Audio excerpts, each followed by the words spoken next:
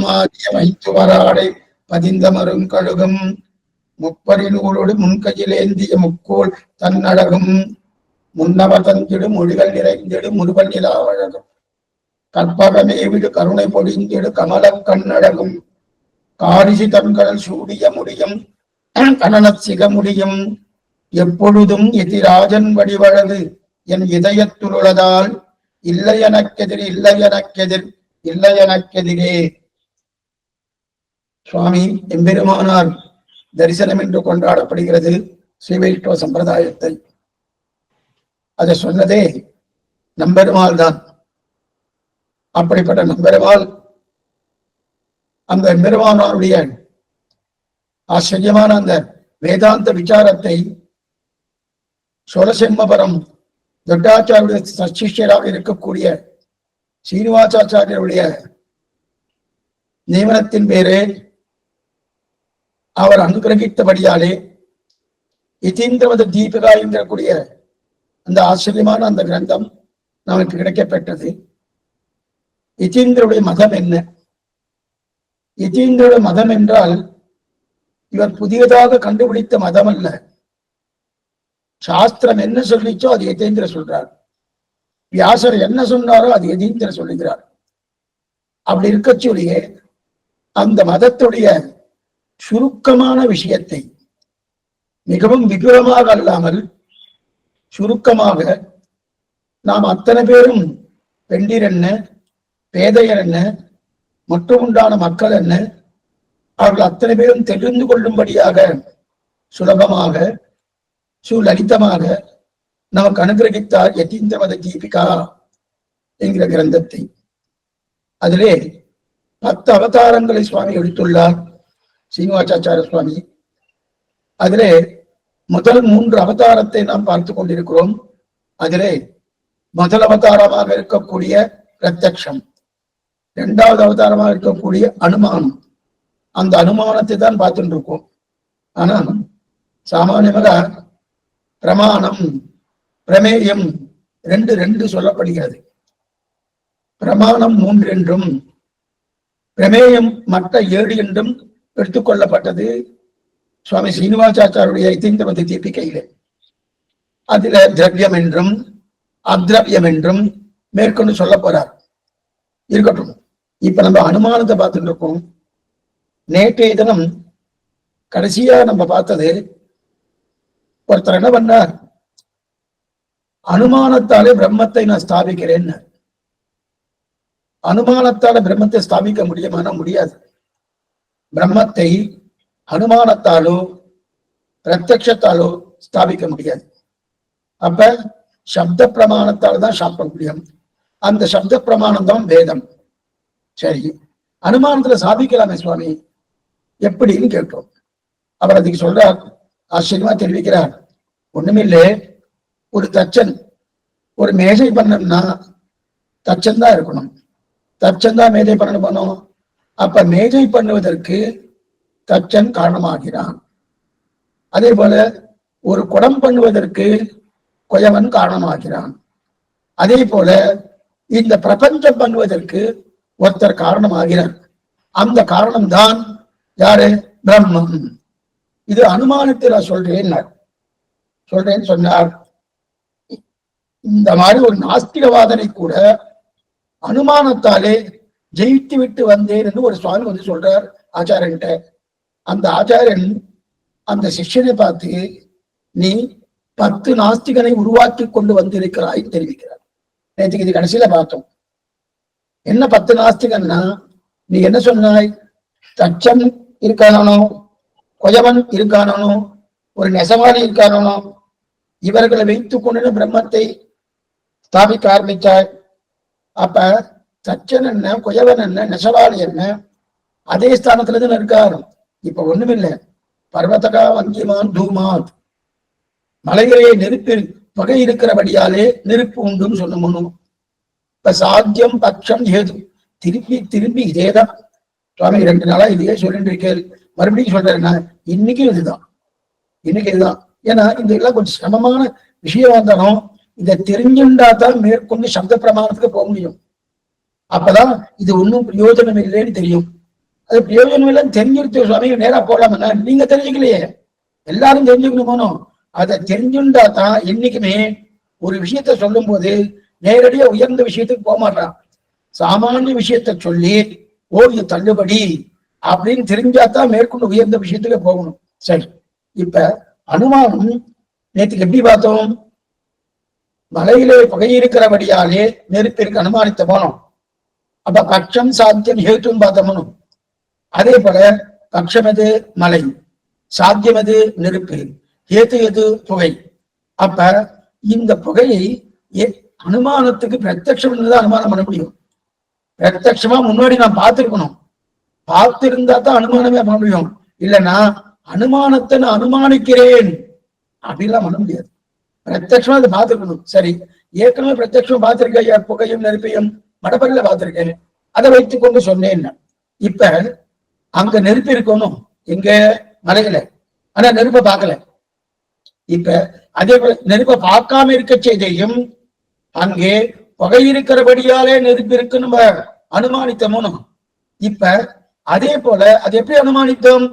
ஏற்கனவே அடிய மடப்பல்ல பார்த்திருக்கேன், மடப்பல்ல நெருப்பையும் பார்த்திருக்கேன், புகையும் பார்த்திருக்கேன், அதனால புகை இருந்தாலே நெருப்பு உண்டு அப்படின்னு தீர்மானிக்கிறேன், அனுமானித்தேன். சரி, இப்ப இந்த நெருப்பும் மலையில இருக்கக்கூடிய நெருப்புக்கும் வித்தியாசம் ஏதா இருக்குமா? ஒண்ணும் கிடையாது சுவாமி. அந்த நெருப்பை தொட்டாலும் சுட போறது, இந்த நெருப்பை தொட்டாலும் சுட போறது. அதே போல தச்சன் மேஜ பண்றதுக்காக, நெசவாளி துணியை நெய்வதற்காக, கொயவன் பானை பண்ணுவதற்காக, அதே போல பிரபஞ்சம் ஒருத்தர் இருக்காரு, அவரை பகவான் வச்சுக்கோ, இல்ல பிரம்மம் வச்சுக்கோ.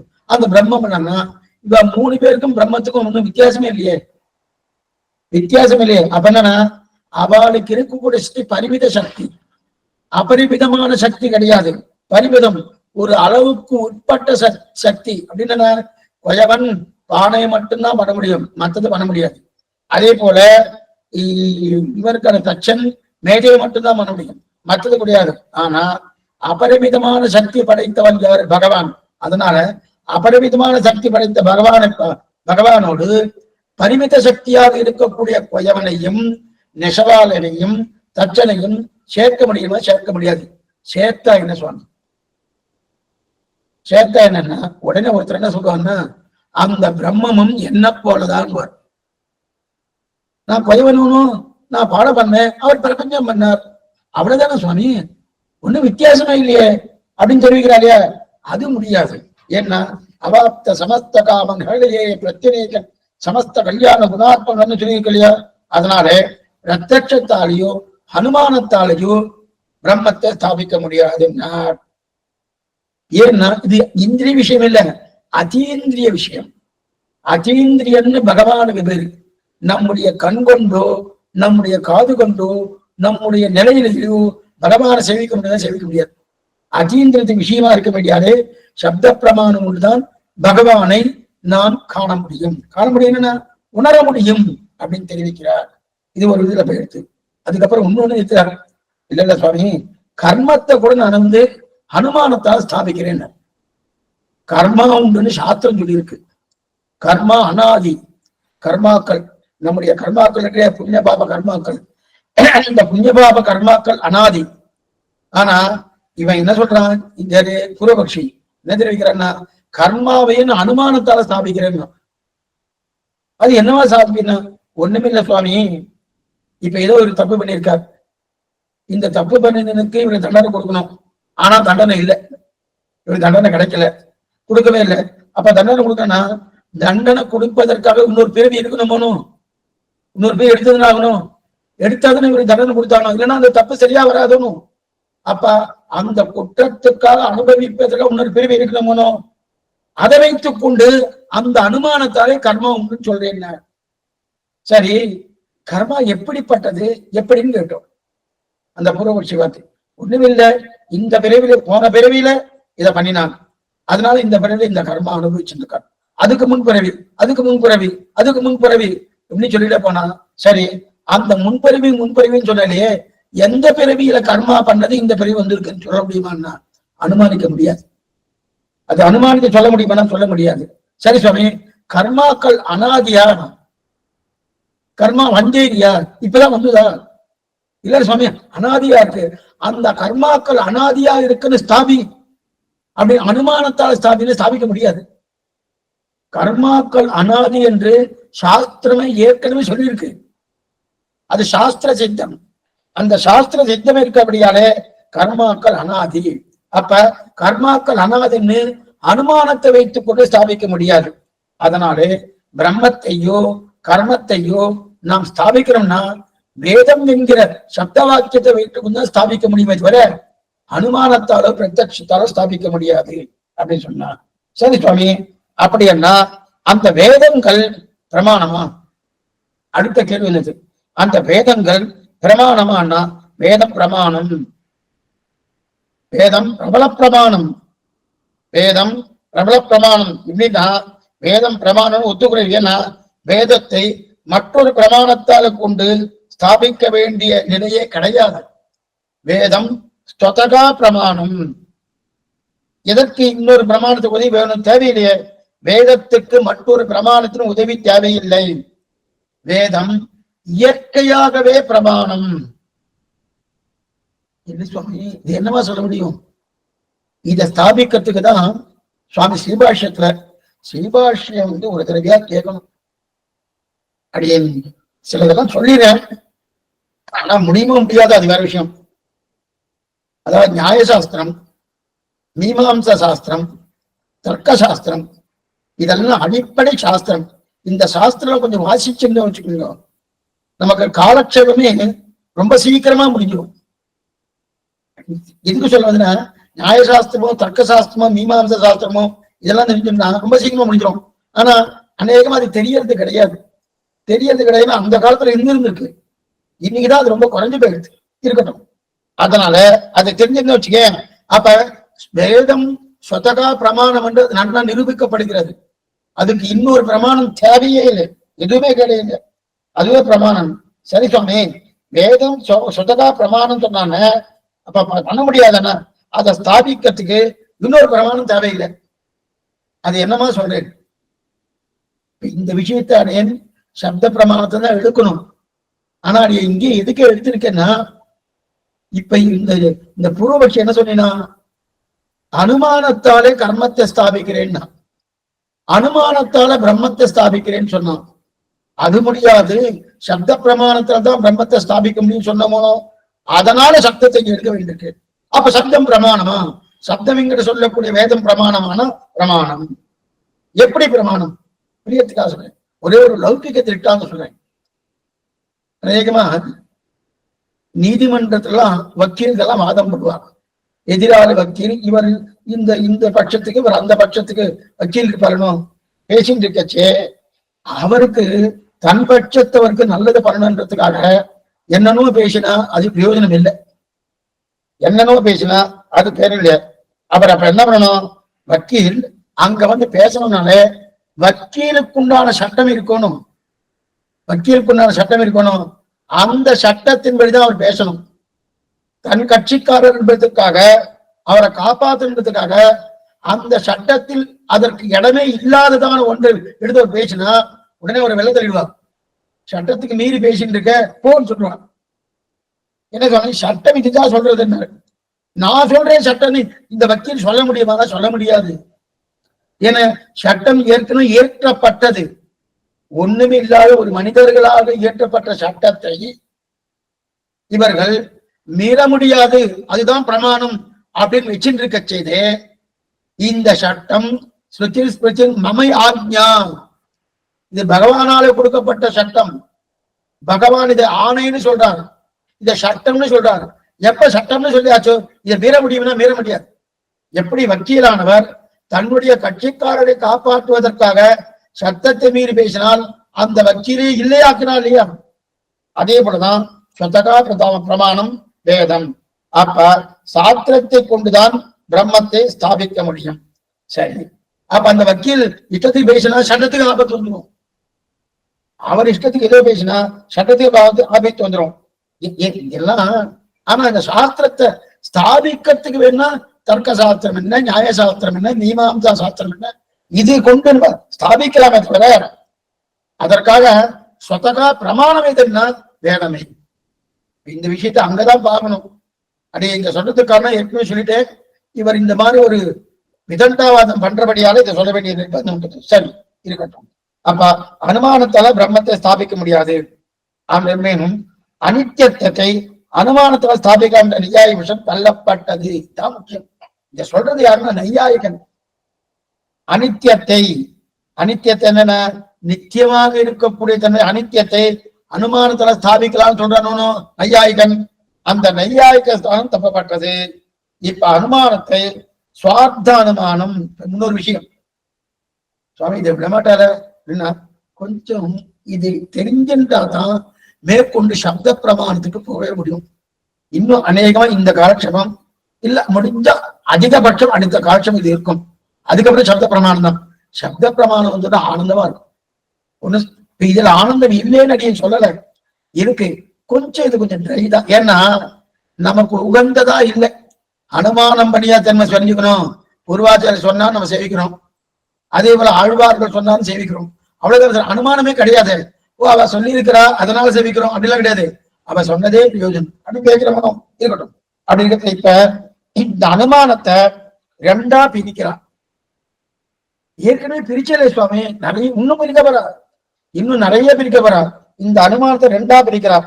சுவார்த்த அனுமானம், பரார்த்த அனுமானம் அப்படி சொன்னா சுவாமி சொன்னா அப்படி எல்லாம் கிடையாது.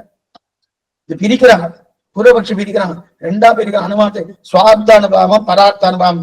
பிறருக்கு பரார்த்தன பிறருக்காக அனுமானம், தனக்காக அனுமானம்.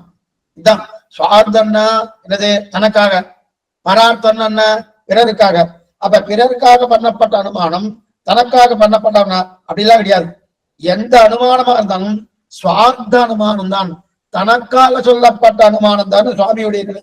சரி, எனக்காக பண்ணுகிற அனுமானம் அது என்ன அனுமானம் பண்ணினால் இவன் கடைசியில எந்த அனுமானம் பண்ணாலும் தன்னுடைய காரியத்துக்காக தான் இவன் விவகரிக்கிறானே தவிர இவன் அனுமானம் பண்ணி கொடுக்கிறான். அதனால அந்த அனுமானம் சுவார்த்த அனுமானம் தான், அது பரார்த்த அனுமானமே கிடையாது.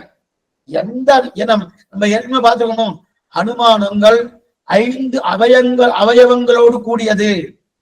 5 அவயவங்கள் பார்த்துக்கணும். இந்த வாக்கு சொல்ல போற என்னன்னா, இப்ப நெருப்பு இருக்கு என்று சொல்லி சாதிக்க போகிற அப்படித்தானே. இப்ப ஒரே இதுதான் மலை, நெருப்பு, மடப்பள்ளி, சாத்தியம், பட்சம், இதேதான் வரப்படுது. இதை மாறவே மாறாது. இன்னும் 2 காலட்சம் வந்து அதிகம் இருக்கட்டும். அப்ப ஒரே மலை, நெருப்பு, பகை இதான் வரப்படுது. மேலும் வேறு மடப்பள்ளி, குளம் இதெல்லாம் வரப்படுது. இப்ப பஞ்ச அவயவங்கள் சொன்ன போனோம். இப்ப வேறு பஞ்ச அவயவங்கள் என்னன்னா பிரதிஜ்ஞா, ரொம்ப நல்லா இருக்கும், ரொம்ப ஆச்சரியமா இருக்கும். பிரதிஜ்ஞா, கேது, உதாரணம், உபநயம், நிகமனம். நிகமனம்னா முடிவு. நிகமனத்தில் அப்படின்னு சொல்லுவார் யாரு? வடக்கு திருவிழி நம்பியுடைய ஸ்ரீசக்தி வீடு 36 அதுல கடைசியில் சொல்வார், நிகமத்தில் அகலகேய பிரத்யநீக கல்யாணைகதான ஞானானந்தைக ஸ்வரூபனாய். கடைசி பாட்டு அவாவற்று வீடு பெற்ற குரு ஷடகோபனம் அங்கு எடுக்கிறார். நிகமத்தில் எடுக்கிறார். அப்ப நிகமனம்னா கடைசி. அப்ப அதுல 5 விதமான அவயவங்கள். பிரதிஜ்ஞா 1, கேத்து 1, உதாரணம் 1, உபநயம் 1, நிகமனம். இப்படி இருக்கிறபடியாலே இப்படி இருக்கணும் என்பது அதான் ஹேத்து. அது ஏற்கனவே பார்த்துருக்கோம். இப்ப இந்த வாக்கியத்தை பார்ப்போம். இதுக்கு ஒரு திருஷ்டாந்தம் சொல்றேன். தீனோ தேவதத்தகா திவான புந்தே சாஸ்திர வாக்கியம். சாஸ்திரம் என்னமோ சில பேரெல்லாம் வச்சுட்டு இருக்கு. தேவதத்தன் பேர் வச்சிருக்கு. யாருன்னு அடியாரு கேட்காதுக்கு தெரியாது. எந்த சுவாமிக்கும் தெரியாது. தேவதத்தன் யார் சுவாமி, எங்க இருக்கார் சுவாமி, அவருடைய அவதாரம் என்ன, அவருடைய நட்சத்திரம் என்ன, அவருடைய கோத்திரம் என்ன தெரியாது. தீனோ தேவதத்தகா திவான புந்தே. தேவதத்தன் பருத்து இருக்கிறான். நல்லா பாருங்க, தேவதத்தன் பருத்து இருக்கிறான், பகல் வேளையில் சாப்பிடுவது இல்லை அப்படின்னு சாத்திரம் தெரிவித்து இது அனுமானத்தை பார்க்க வரும். தீனோ தேவதத்தகா திவான புந்தே. தேவதத்தன் பருத்து இருக்கிறான், பகல் வேளையில் சாப்பிடுவதில்லை. அப்ப யாரெல்லாம் நன்கு சாப்பிடுகிறார்களோ அவர்கள் பருத்தி இருப்பார்கள். நல்லா பாருங்க, வந்து தோணும். யாரெல்லாம் நன்கு சாப்பிட்டு இருக்கிறார்களோ அவர்கள் பறித்திருக்கிறார்கள். சரி, தேவதத்தன் நன்கு சாப்பிடுறது இல்லை. தேவதத்தில் அப்படின்னா பகல்ல சாப்பிடலன்னு சொல்லியிருக்காரு. தீனு தேவதத்தா திவான புந்தே, தேவதத்தன் பகலில் சாப்பிடுவதில்லைன்னு சொல்லியிருக்கார். ஆனா நம்ம வியாப்தி என்ன சொல்லியிருக்கோம், யாரெல்லாம் நன்கு சாப்பிடுகிறார்களோ அவர்கள் பறித்து இருக்கிறார்கள். இந்த வாக்கியத்தை இந்த காலத்தை சொல்ல முடியுமான்னு ஓரளவுதான் சொல்லணும். ஏன்னா நிறைய பேர் ஒண்ணுமே சொல்ல மாட்டார், சுவாமி உடம்பு இப்படி அப்படியே பெருத்து போயிட்டு இருக்குன்னு சொல்லுவா. இருக்கட்டும், ஆனா அந்த காலத்துல இப்படிதான் எடுத்திருக்காங்க. அந்த காலத்துல நிறைய உடற்பயிற்சி இருந்தது. எங்க போனாலும் நடை பயணம் தான். அவங்கெல்லாம் இன்னைக்கு அப்படி கிடையாது. கோயிலுக்குள்ளே வந்துட்டு வண்டி, கோயிலுக்குள்ளே பேட்டரி கார். ஸ்ரீரங்கத்துக்குள்ள தாயார் சன்னதி போயிட்டு பெருமாள் சன்னதி போனா வண்டியில போயிட்டு வண்டியிலே வந்துடும். அந்த அளவுக்கு ஆயிடுச்சு. அட்லீஸ்ட் அங்கேயாவது நடக்கலாமானோ. எதுக்கு சொல்ல வந்தேன்னா, அப்ப அந்த நடைபயணம் இருந்தது. இருந்தபடியால எல்லாரும் எப்படி இருந்தான்னா அதுக்கு தகுந்த உடற்பயிற்சி ஆரோக்கியமா இருந்தா இருக்கட்டும். அப்படி இருக்க தீனோ தேவதத்தகா திவான புந்தேன்னா, தேவதத்தை நன்னா சாப்பிடுறது இல்லைன்னு வந்துட்டோம். ஆனா பருத்து இருக்கான், பகல்ல சாப்பிடுறது இல்லை, ஆனா பருத்து இருக்கான்னா அப்ப என்ன கிடைக்கிறது? பதில் நிக்கணும், சேர்த்து வச்சு ராத்திரி சாப்பிடறான்னு அர்த்தம். சேர்த்து வச்சு ராத்திரி சாப்பிடறான்னு அர்த்தம் இல்லையா? இதுதான் நிகமனம். கடைசியும் சொல்லிட்டு இதுதான் நிகமனம். ஏன்னா முன்வாக்கியங்களா எழுதி வச்சுட்டு கடைசியில பின்வாக்கியத்தை முடிக்கிறவனும் நிகமத்தில் இதைத்தான் முன்னாடியே சொன்னேன். சுவாமி நம்பில இதைதான் இருக்காரு. இதை எல்லாத்தையும் யாத்திரமே முடிச்சிடுவாரு. முடிச்சதுக்கு அப்புறம் இது ஒவ்வொரு 10க்கும் வரும். ஒவ்வொரு 10க்கும் 100 திருவாய்மொழிகள். 100 திருவாய்மொழியில ஒவ்வொரு திருவாய்மொழிக்கும் இது மாதிரி நிகமத்தில் எடுப்பார். அந்த 11வது பாட்டுல. அப்ப இந்த 10 சாராம்சம் என்ன? இந்த 10 பாகம் சாராம்சம் எடுக்கிற நிகமன் அந்த முடிவுரை. அதே போல முடிவுரை என்ன? இந்த அந்தச்சான் சொல்ல போறாரு. அதாவது முன்வாக்கிகள் எழுதி வைத்துக் கொண்டு கடைசியில பின்வாக்கியம் சொல்ற மூலம் அதுதான் நிகமனம். அப்ப இப்ப இதுல ஒவ்வொன்னா சொல்றேன். முதல்ல என்னது? பிரதிஜா. முதல்ல பிரதிஜா. பிரதிஜான்னா பட்சம் சாத்தியம் இருக்கு. பட்சம் என்பது மலை, சாத்தியம் என்பது நெருப்பு 2 இருக்கு. மலையில நெருப்பு இருக்கு என்பதானே பிரதிஜை. பிரதிஜை பண்றான், மலையில நெருப்பு இருக்கு. இப்ப இந்த மலை நெருப்போடு கூடியது. இந்த மலை நெருப்போடு கூடியது என்று முதல்ல பிரதிஜை பண்றான். இந்த மலை நெருப்போடு கூடியது என்று பிரதிஜை பண்றார்.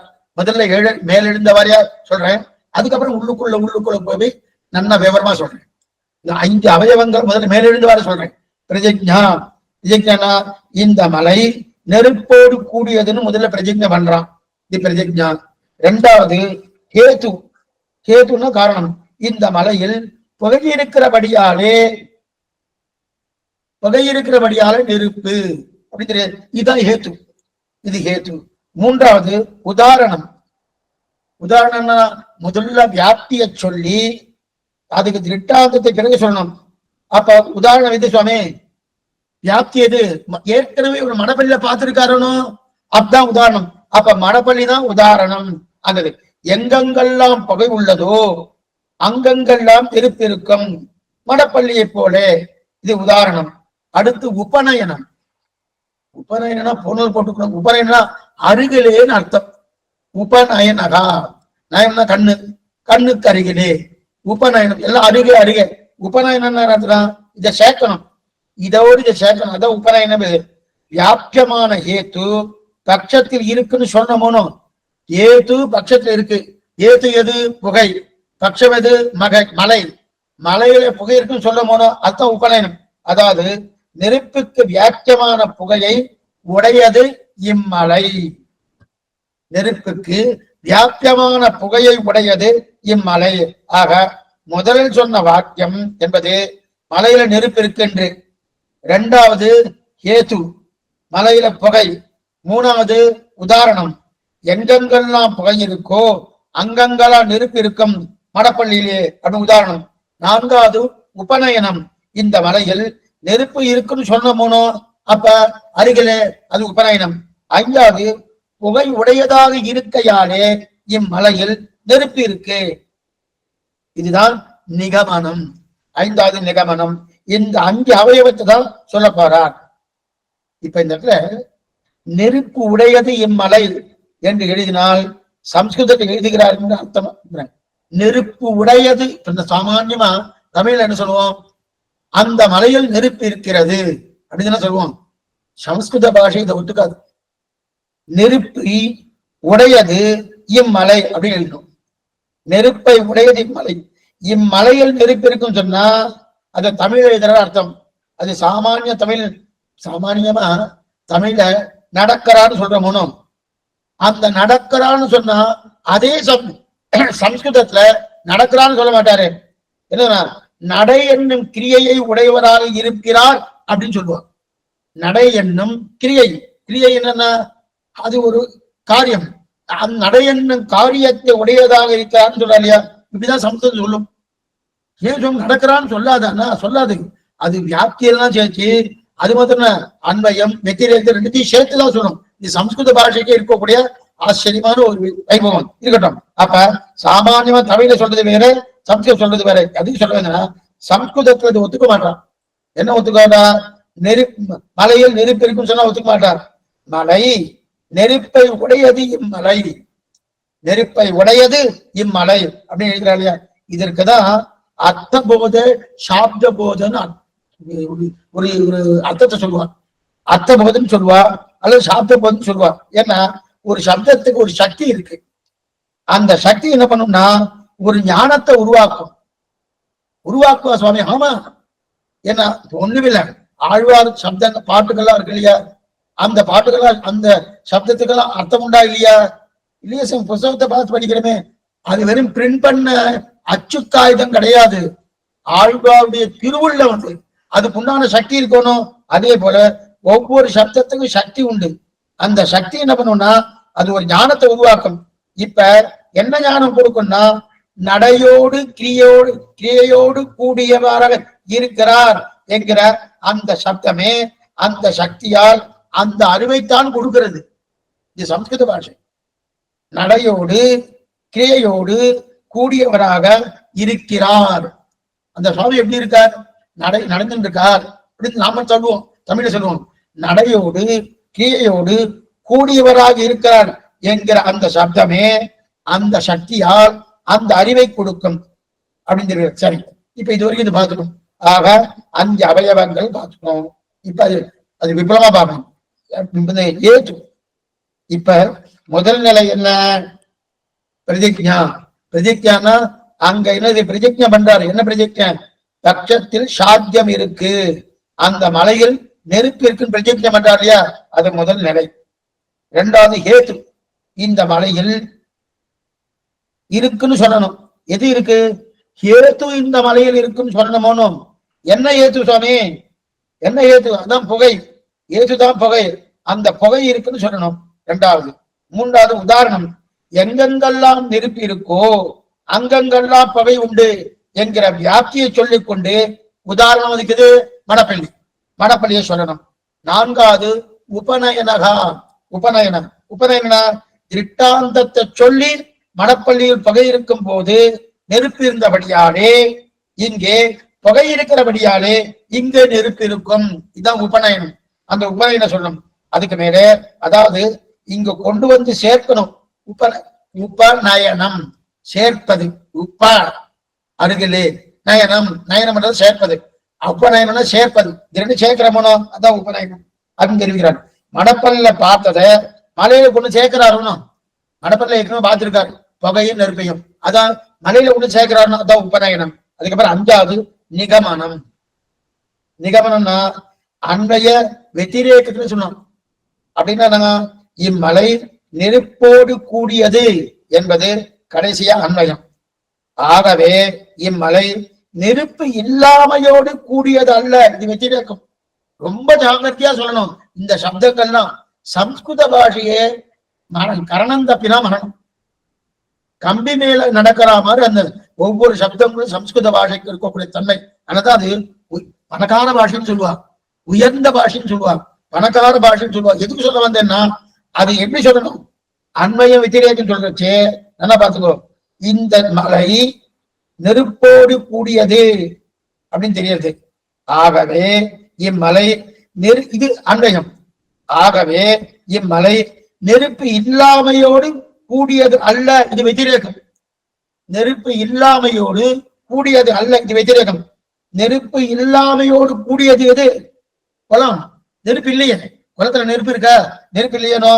கூடியது அல்ல அப்படின்னா அங்க நெருப்பு இருக்குன்னா ஏன் சுவாமி இந்த மாதிரி நெருப்போடு கூடியதுன்னு சொல்லிட்டா போறோம்னா அப்படி சொல்லாது சாஸ்திரம், சம்ஸ்கிருத பாஷை அப்படி சொல்லாது. என்ன சொல்றா, நெருப்பு இல்லாமையோடு கூடியது அப்படின்னா நெருப்பு இல்லைன்னு அர்த்தம். நெருப்பு இல்லாமையோடு கூடியது அல்ல அப்படின்னு நெருப்பு இருக்குன்னு அர்த்தம். ஆனா நெருப்பு இல்லாமையோடு கூடியது ஒண்ணு இருக்கே, அது எங்க இருக்கு? குளத்துல இருக்கணும், அது குளம். ஆக அன்வயத்தில் சொன்னாலும் நெருப்பு உடையதோடு கூடியிருக்கு, வெற்றிலேயத்தில் சொன்னாலும் நெருப்பு இல்லாமையோடு கூடியிருப்பது அல்ல என்பது சொல்லணும். இப்ப 5 அவயவங்கள் சொல்றாரு யாரு? நையாயிகன், நியாயசாஸ்திர பிரவர்த்தகாச்சாரியர் நையாயிகன். அந்த நையாயிகன் சொல்றான். ஆனால் மீமாம்சகன் இதுல 3 தான் ஒத்துக்கிறான். சுவாமி நீங்க நையாயிகன், மீமாம்சகன், தார்க்கிகன் என்னன்னு சொல்லிட்டு இதெல்லாம் யாரு, என்ன அவ கொள்கை என்ன, இதெல்லாம் பின்னாடி பார்க்க போறோம். பின்னாடி பூர்த்தியா பார்க்க போறோம். நையாயிகனுடைய நிலை என்ன, தார்க்கிகனுடைய நிலை என்ன, அதே போல மீமாம்சகனுடைய நிலை என்ன பின்னாடி பார்க்க போறோம். ஏன் பகவத் விஷயத்திலேயே ஆக மொத்தம் மதங்கள் 17. அதுல சாஸ்திரத்தை ஒத்துக்கொண்ட மதம், சாஸ்திரத்தை ஒத்துக்கொள்ளாத மதம் அப்படின்னு 2ஆ பிரிக்கிறார். அப்பனா என்ன அர்த்தம்? அவளுக்கு 2 பேரு கொடுக்குறார். இன்னென்ன பேர் என்னென்ன பேர் இருக்கட்டும் அப்படிங்க. மீமாம்சகன் 5 ஒத்துக்கல, 3 தான் ஒத்துக்கிறான். பிரஜிஜை, ஹேது, உதாரணம், இந்த 3 தான் ஒத்துக்கிறார். 3 ஒத்துக்கிறார். அதே உபநயனக நிகமனத்தை மீமாம்சம் ஒத்துக்கல. மொத்தம் 5 இருக்கணும்.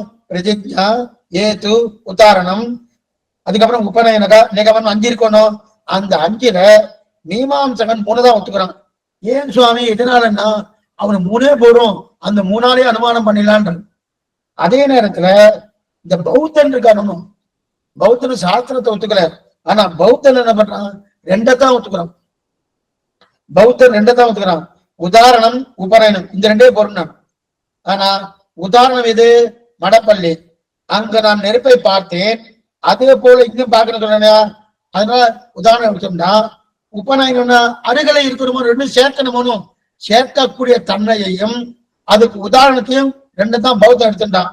இந்த 5 வேண்டான்ட்டான். ஆனா ராமானுஜர் பட்சம் என்ன சுவாமி, அதை சொல்ல வேண்டாமா? ஒருத்தர் 3 எடுத்துட்டார், இன்னொருத்தர் 2 எடுத்துட்டார். ஆனா ராமானுஜர் பார்த்தார் 5 வேணும்ட்டார், 5 வேணும்ட்டார். ஏன்னா ஒவ்வொரு மனுஷனுக்கும் ஒவ்வொரு புத்தியை வைத்துக் கொண்டுதான் அனுமானங்கள் மாறும். சுவாமிக்கு இருக்கக்கூடிய கருணை இருக்கே, ஆச்சரியமான கருணை. ஒவ்வொரு புத்தியை வைத்துக் கொண்டா, அவருடைய புத்தியை வைத்துக் கொண்டா அந்தந்த அனுமானங்கள் மாறும். அது எப்படி சுவாமின்னா, இப்ப புரியத்துக்காக சொல்றேன். காலட்சேபம் கேட்டு இருக்கச்சே இதுல எத்தனை பேர் கேட்டு இருக்காளோ அத்தனை பேருக்கு அப்படியே புரியும் சொல்ல முடியாது. சில பேருக்கு பாதி புரியலாம், சில பேர் 3/4 புரியலாம், சில பேர் 20% புரியலாம், சில பேர் 100% புரியலாம். இப்ப இந்த மாதிரி மாறுபட்ட நிலை இருக்கணும். அவரவருடைய மதிவி கற்பத்தாலே அப்படி வருதணும், அந்தந்த புத்திக்கு தகுந்த பொறுத்து வருதணும். அப்பனா இந்த அனுமானம் பண்றச்சே 5 அவயவங்கள் இருந்தா தான் சில பேருக்கு புரியும், 2 அவயவங்கள் இருந்தாலே சில பேருக்கு புரியும், 3 அவயவங்கள் இருந்தாதான் சில பேருக்கு புரியும். ஆனா இப்ப சுவாமி என்ன சொல்றாருன்னா, எத்தனை கருணை பாருங்க. அப்பனா கொஞ்சமாவது நீங்க காலட்சேபம் கேட்கணும்னா கொஞ்சமா தெரிஞ்சு வந்தாதான் காலட்சேபம் கேட்க முடியும். சொல்ல முடியுமானா சொல்ல முடியாது. அந்த மாதிரி சொல்லியாச்சுன்னா இன்னைக்கு யாருமே கிடைக்க மாட்டாங்க. அடியேனே இல்லை, அடியேனுக்கு அவ்வளவு தூரம் தெரியாது. அப்ப அடியேனே இல்லைன்னா என்ன அது போச்சு, சம்பிரதாயம் போயிட்டா வளராதே. அப்ப என்ன பண்ணணும், ஏதோ ஒரு ஒரு ஒரு ஒரு துண்டு, ஒரு துணுக்கு தெரிஞ்சினாலே போறோம். உடனே சொல்லி சொல்லி சொல்லி சொல்லி அது போக போக 1 வருஷம் ஆயிடுச்சுன்னா அது 50% ஆகும், 2 வருஷம் ஆயிடுச்சுன்னா 70% ஆகும், 100 வருஷம் அதே ஒரு 10 வருஷம் ஆயிடுச்சுன்னா 100% வருவதற்கு உண்டான வாய்ப்புகள் இருக்கு. இப்ப சுவாமி என்ன சொல்றார், அனுமா நீ கொஞ்சம் ஞானமானா இருக்க, அதனால ஒரு 5 தேவையில்லை. அனுமானத்துக்கு உண்டான அவயவங்கள் 5 சொன்னாதான் அந்த அனுமானம் எனக்கு புரியுன்ற ஒரு இல்லை இல்லாம ஞானமானா இருக்கிறபடியால 3 போறேன்னு சொல்லிட்டு இருக்க. இன்னொருத்தர் பௌத்தன் என்ன சொல்லிட்டு இருக்கான், 2 இருந்தாலும் அனுமானம் பண்ணலாம்னு சொல்லிட்டு இருக்கான். நிறைய பேருக்கு ஒண்ணுமே தெரியாம இருக்காளே, அவளுக்கு 5 இருந்தாலும் அனுமானம் பண்ண முடியும். அதனால 5 சேர்த்தானோம். 5 வேணுமான்னா 2 வேணுமா 3 வேணும்னா அதனால இந்த நியமம்லாம் இல்லை, நம் புத்திக்கு தகுந்தா போல பொருந்தும். எத்தனை கருணை தெரியுமா! சுவாமியை போல ஒரு சிறந்த வாத்தியாரே கிடையாது. ராமானுஜர் போல சிறந்த, ஏன்னா நமக்கு என்ன அவருடைய மேதாவிலாஸ், ஏன்னா இவெல்லாம் ஏன் இந்த மாதிரி நிலை கெடுக்கிறான்னா புரியத்துக்காக சொல்றேன். நாம காலட்சம் கேட்டுட்டே இருக்காரு. சில சுவாமிகள் வந்து உட்கார்ந்து கேட்டு இருக்கா வச்சுக்கேன், சுவாமி இதற்கெல்லாம் நீங்க இவ்வளவு டைம் எடுத்துக்க வேணாம் சுவாமி, அப்படியே அடிச்சுட்டு போயிட்டு இருக்கலாம், நல்லா புரியுதுன்னு போல. அதே இன்னொருத்தர் பக்கத்துல இருக்கிற 4 பேர், சுவாமி அத சொல்லுங்க சுவாமி, அது எங்களுக்கு தெரியலேன்ற. அப்பனா அவர் இதற்கெல்லாம் இவ்வளவு நேரம் எடுத்துக்க வேணாம் சொல்றாரு. அவர் தன்னுடைய மேதாவிலாசத்தை காட்டான்னு அர்த்தம். அப்ப மேதாவிலாசம் சுவாமி அதே போல தன்னுடைய மேதாவிலாசத்தை காட்டி 5 அவயவங்களும் தேவையில்லை அப்படின்னு சொல்லியிருக்கோம்னா சொல்ல மாட்டார். நமக்கு புரியணும். ஆனா மத்த பேர் சொல்ற போதும் 3 இருந்தா போறோம், 2 இருந்தா போறோம், 1 இருந்தா போறோம் இல்லையா, அதான் தெரிவிக்கிறார். அப்ப அவரோட புத்திக்கு தகுந்தால பொருந்தும். இப்ப அடுத்து இன்னொன்னு சொல்றார். ஏன் சொன்னா துஷ்டயத்தும் இருக்கு. துஷ்டயத்துனா மலைக்கு மேலே புகை மண்டலமாக பணி இருக்கு. புரியத்தா சொன்னேன். ஒருத்தர் என்ன சொன்னார், அங்க புகை இல்லை. துஷ்ட ஏத்துன்னா என்னது? ஏத்து புகைன்னு பார்த்தோமோ, ஏத்துன்னா காரணம். அப்ப புகை இருக்கிறபடியாலே நெருப்பு இருக்கும். அப்ப ஹேத்துன்றது காரணம். இப்ப காரணத்தை துட்டமாக்குறாரு, தப்பான காரணம் சொல்றாரு. என்ன காரணம்னா அங்க புகை மண்டலமா பனி இருந்தது, புகை இல்லை. மழை இப்பெல்லாம் பனி நிறைய பேர் நிறைய பனி வந்துடுறதுனும், ஹைவேஸ்ல பனியா இருக்கு அப்படின்னு சொல்றதும், அந்த பனி இருந்து அதே சமயத்துல அந்த மலைக்கு பக்கத்திலே கட்டடம் கட்டிட்டு இருக்கான். கட்டடம் கட்டிட்டு இருக்க அங்க தூசி நிறைய வந்துடுது. இப்ப அந்த பனியும் தூசியும் ஒன்னா சேர்ந்துட்டு புகை மூட்டமா தெரியுது. என்ன பாத்துக்கோ, பனியில கட்டடம் கட்டக்கூடிய தூசியும் அந்த பனியோடு சேர்ந்து புகை மூட்டமா தெரிஞ்சு. இத பார்த்து ஒருத்தர் என்ன சொன்னார், சுவாமி புகை இருக்கு அப்பன்னா உள்ளே நெருப்பு இருக்குன்னு ஸ்தாபிக்கிறார்.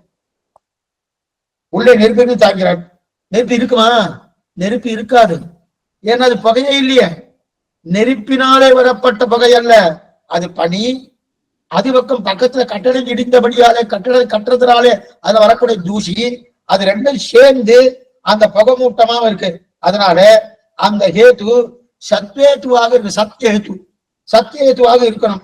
அப்பதான் சாத்தியத்தை என்னன்னா அது உண்மையான ஏத்துவா இருக்கணும். இது பொய். உண்மையா புகை இருக்காங்க இல்லையே, பொய்யான முடியல, அது சாதிக்க முடியாது. அப்ப உண்மையா இருந்தாலும் சாதிக்க முடியாது. ஆக தூசியை வைத்துக் கொண்டு சாதிக்க முடியாது. இது ஒரு பக்கம். சரி, இனி அடுத்தது, இது ஏதுவாக இருக்கும் ஆனால் ஏத்து இல்லை. இப்ப கடைசி விஷயம் என்னன்னா, ஏத்துவா இருக்கும் ஆனா ஏத்து இல்லை. என்ன சுவாமி? ஏத்துன்னா காரணமா இருக்கும் ஆனா காரணம் இல்லை. அது என்ன சுவாமின்னா, அனுமானம் பொய்த்து போயிடும். அனுமானம் சரியா இருக்காது. எப்பவுமே ஒரு காரணம் சரியான காரணமா இருந்தா தான் அந்த காரணத்தை வைத்துக்கொண்டு அனுமானம் சரியா இருக்கும். பொய்யான காரணமா இருந்தா அனுமானம் பொய்த்து விடும், அந்த அனுமானம் நிற்காது. இப்ப இத 5 வகையா தெரிவிக்கிறார். எது? ஏத்து போல இருக்கும் ஆனா ஏத்து இல்லை. இப்ப நம்ம பார்த்தோமோ, எது போல? பனிமூட்டம் இருக்கு, பக்கத்துல கட்டடங்களால இடுக்கப்பட்ட துகள்கள் வந்து இருக்கு, தூசி, ஆனா புகை போல தெரியுது. அதுதான் ஏத்து நிறைய, ஆனா ஏத்து இல்லை. அந்த அனுமானம் போயிட்டு படிப்போனோ, அந்த அனுமானத்தை 5 வகையா பிரிக்கிறார். இதுவும் மறுபடியும் எதேதானா? நிறைய இன்னும் நிறைய உண்டு, அடைய நிறைய எடுக்கல. அது மட்டும் இல்ல, சுவாமி யஜீந்திரவதி தீபிகல் சீனிவாசாச்சார சுவாமியே இன்னும் தார்க்கிகனோ இவெல்லாம் நிறைய எடுத்திருக்கா. அதெல்லாம் அவர் நிறைய எடுக்கல. ஏன்னா அவருக்கு ஒரு கருணை உண்டு. அந்த கருணையாலே இதை கொடுத்தாலே போறோம், இது மாதிரி நிறைய கொடுக்க வேண்டாம் அப்படின்னு அவரே நிறுத்திருக்கார். இருக்கட்டும். இப்ப இது 5 விதமா பிரிக்கிறார். எது? ஏது தப்பான ஏது 5 விதமா பிரிக்கிறார். என்னென்ன 5? அச்சித்தம், விருத்தம், அனகாந்திகம், பிரகரணசமம், காலாத்தியம். இதெல்லாம் ஞாபகமே இருக்காத சுவாமி. ஒண்ணு அடையனுக்கு ஞாபகம் இல்லை, புத்தகத்தை வந்தா சொல்லிட்டு இருக்கேன். ஒண்ணும் இல்லை. அசித்தம், விருத்தம், அனகாந்திகம், பிரகரணசமம், காலாத்தியம், இந்த 5. இதுல அச்சித்தம் 3 வகை. அதுக்குள்ளே குட்டி போடுற மாதிரி 3 இருக்காது. ஆமா 3 வகை. அச்சித்தம் என்பது 3 வகை. அதாவது சித்தரே அடையாது, சித்தியே அடையாது. எது? அனுமானம் சித்தி அடையாது. இப்ப நமக்கு எல்லா திருட்டாந்தமும் நல்லா தெரியும், ஆனால் அதுக்கு பெயர் தான் தெரியாது. நல்லா வரணும். திருட்டாந்தம் நல்லா தெரியும். நம்ம இத்தனை பேர் சொல்லணும், இந்த பேர் நம்ம நிறைய நம்முடைய வாழ்க்கையிலே பார்த்துட்டு இருக்கோம். அதுக்கு உண்டான பேர் என்னவோ அதுதான் தெரியாது. இருக்கட்டும், தெரியாது. எது போலன்னா, நாம் புரியத்துக்காக வைத்தியத்தை போறோம், டாக்டர்கிட்ட போறோம். அவர் ஏதோ வியாதி சொல்றார், உனக்கு இந்த வியாதி வந்திருக்கு, அதெல்லாம் இல்லை. அந்த வியாதி பத்தி நமக்கு ஏதாவது தெரியுமா? ஒண்ணுமே தெரியாது. அந்த வியாதிக்கு பேர் அவர் சொல்றாரு. அவர் சொன்னதுக்கு அப்புறம் தான் அது பேரை ஞாபகம் வச்சுட்டு எனக்கு இந்த வியாதி இருக்கான் அப்படின்னு நம்ம மற்ற வார்த்தை சொல்லிக்கிறோம். ஆனா அந்த வியாதி தெரியாதனோ அதே போலதான் நமக்கு எத்தனையோ அனுமானங்கள் நல்லா தெரியும், ஆனா அதுக்கு பேரே தெரியாது. ஆக அச்சித்தம் 3 வகை. என்ன 3 வகை? சுரூப அச்சித்தம், ஆசிரிய அச்சித்தம், வியாப்சந்த அசித்தம். ரொம்ப சிரமம் சுவாமி. ஒன்னும் சமமே இல்லை, கேட்டுட்டே வாங்குறோம். ஒன்னும் சம. நேற்றுக்கே ஒரு விஷயம் சொன்னேன், சுவாமி சொல்லியிருக்காருன்னு கேட்கணும். ஒன்னும் சம. ஆனா இதை மறுபடியும் நீங்க போட்டு கேட்டு வச்சுங்க, இப்போ அடி இப்பவே புரியும். புரியாது சொல்ல, மறுபடியும் போட்டு கேட்டா நல்லா புரியும். ஆக சொரூப அச்சித்தம், ஆசிரிய அச்சித்தம், அதே வியாப்தியந்த அசித்தம். முதல்ல சொரூப அச்சித்தம் என்ன? ஜீவன் அனித்யன். சித்தன் யார் சொல்றா? பூர்வபட்சி சொல்றான், ஜீவன் அனித்யன். இது தப்பு. ஜீவன் நித்தியன், இது தப்போனும் தப்புதான. ஆனா இதை வைத்துக் கொண்டு ஏற்று சொல்றார், ஜீவன் கண்ணாலே அறியப்படுபவன். ஜீவாத்மா கண்ணால பார்க்க முடியுமா? ஆனா அவர் தாவிக்கிறாரு, கண்ணாலே அறியப்படுவன். இதுவும் தப்பு. ஆக எது போலன்னா குடத்தை போல. இதுக்கு ஏற்று சொல்றாரு, ஜீவாத்மாவை பார்க்கிறேன், கண்ணாலே பார்க்கிறேன். எதை போல? குடத்தை பார்க்கறன்னு. அதே போல ஜீவாத்மா பார்க்கிறேன்னு. குடத்தை கண்ணாலே பார்க்கிறபடியால் குடம் அனித்யம், அதே போல ஜீவாத்மாவும் அனித்யம். அப்ப ஜீவாத்மா பார்க்கலாம் அல்லவான்னா, கண்ணால் பார்க்கலாம் அல்லவான்னா, அதனால அவன் அனித்தியம் சொல்றான். ஜீவாத்மாவை கண்ணா அவன் இந்த மாதிரிலாம் வாதம் பண்ணுவாங்க. இருக்கு, இன்னும் இன்னைக்கு வாதம் பண்ணிட்டு இருக்கான்னு சொல்லிட்டு இருக்காது வரணும். இடக்க மாட்டேக்கா, அது அன்னைக்கே உண்டு. ஆனா அன்னைக்கு சாஸ்திர சம்பந்தமா பேசினா, இன்னைக்கு அப்படின்னா அந்த ஞானமே இல்லாம பேசுறான். இருக்கட்டும், அப்படின்னு செய்து. அதனால அனித்தியம் என்ன?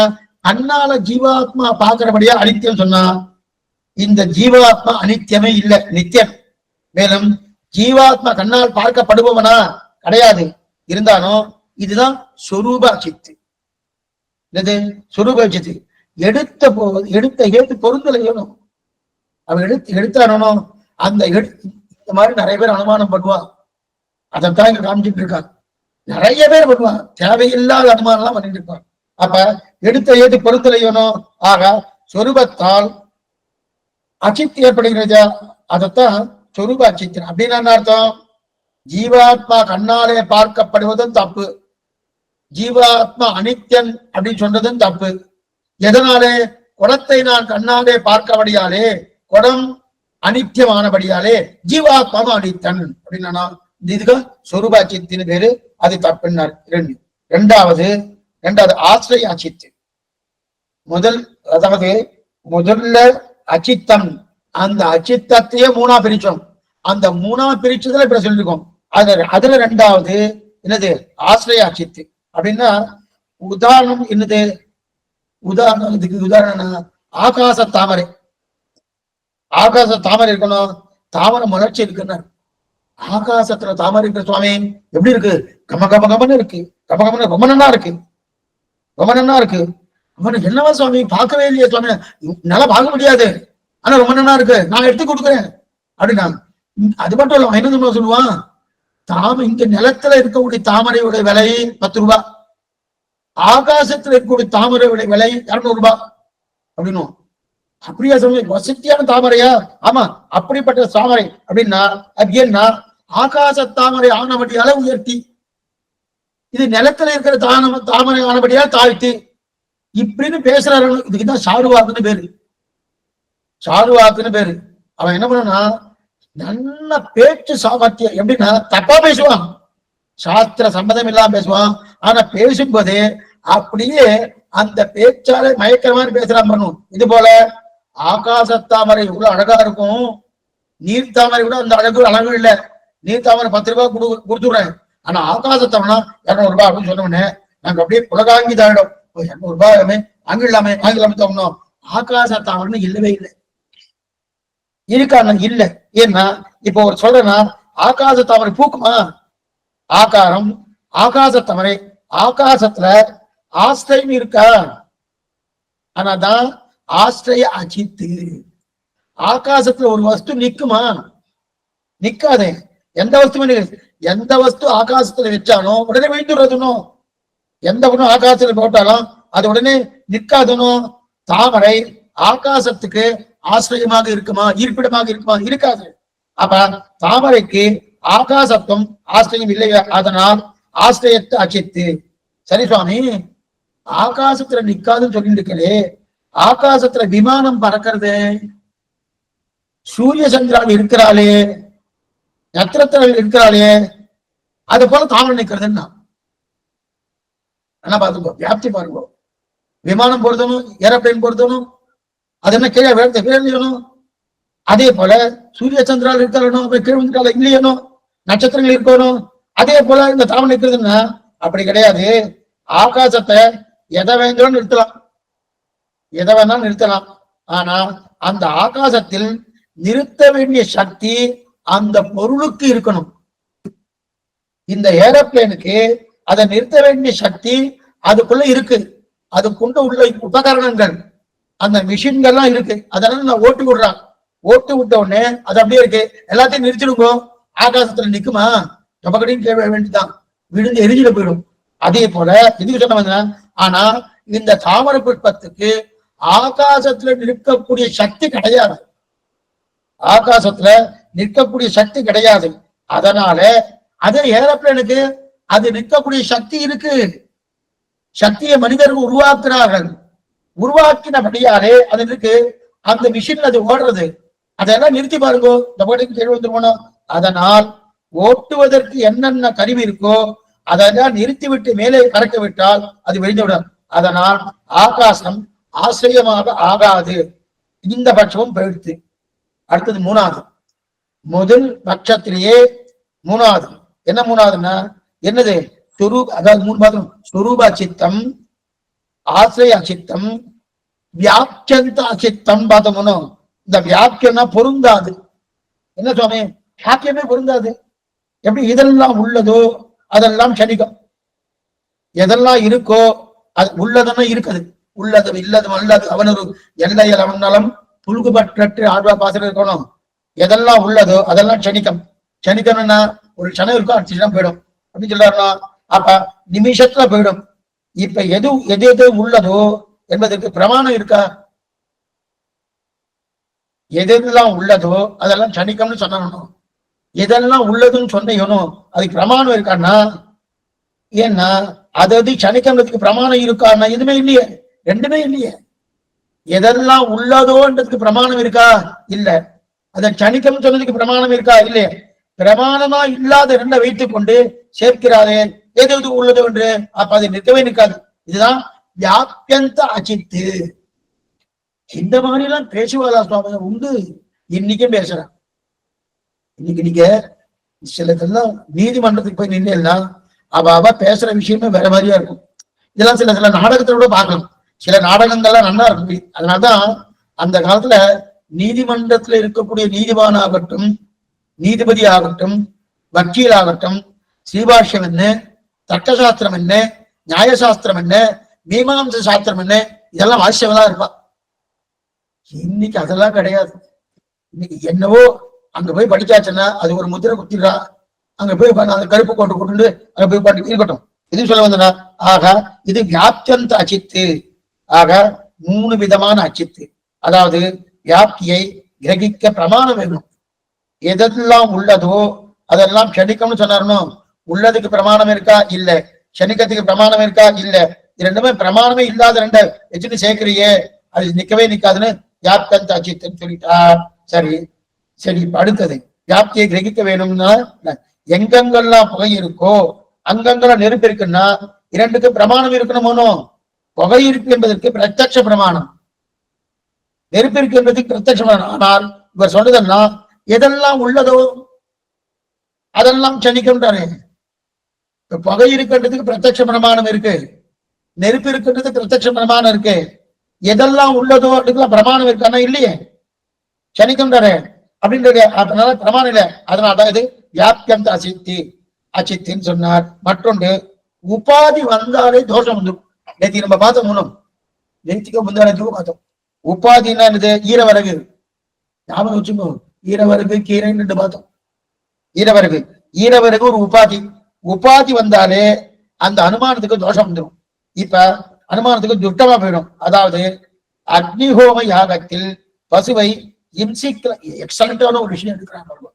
அக்னிஹோம யாகத்தில் பசுவை இம்சிக்கலாம் சாஸ்திரம் சொல்லியிருக்க. ஆனா இவர் சொல்றது பசுவை இம்சிப்பது அதர்மத்தை ஏற்படுத்தும். ஏனென்றால் இம்சிக்கையா இருப்படியாலே சொல்லிட்டார். இதத்தான் பௌத்தன் எடுக்கிறான் இந்த விஷயத்த. பின்னாடி வச்சு இதெல்லாம் நல்லா சொல்றேன், அதை ஞாபகம் வச்சுட்டு சொல்றேன். இப்ப பிராணி இம்சை கூடாது அப்படின்னு சொல்லியிருக்கு. ஆனா அக்னிசோம யாகம்னு ஒரு யாகம், அந்த யாகத்துல பசுவை இம்சிக்கலான்னு சாஸ்திரம் ஒத்துன்னு இருக்கு. நல்லா பார்த்துக்கோ. அக்னிசோம யாகம்னு ஒரு யாகம், அந்த யாகத்துல பசுவை இம்சிக்கலாம் சொல்லியிருக்கு. இப்ப பிராணி இம்சை என்பது அதர்மமா தர்மமா? அதர்மம். அதனால எங்கெங்கெல்லாம் இம்சிக்கிறதோ அங்கெல்லாம் அதர்மம் அப்படின்னு எழுதி சொல்றார். எதெல்லாம் இம்சையா இருக்குமோ அதெல்லாம் அதர்மத்தை ஏற்படுத்தும்.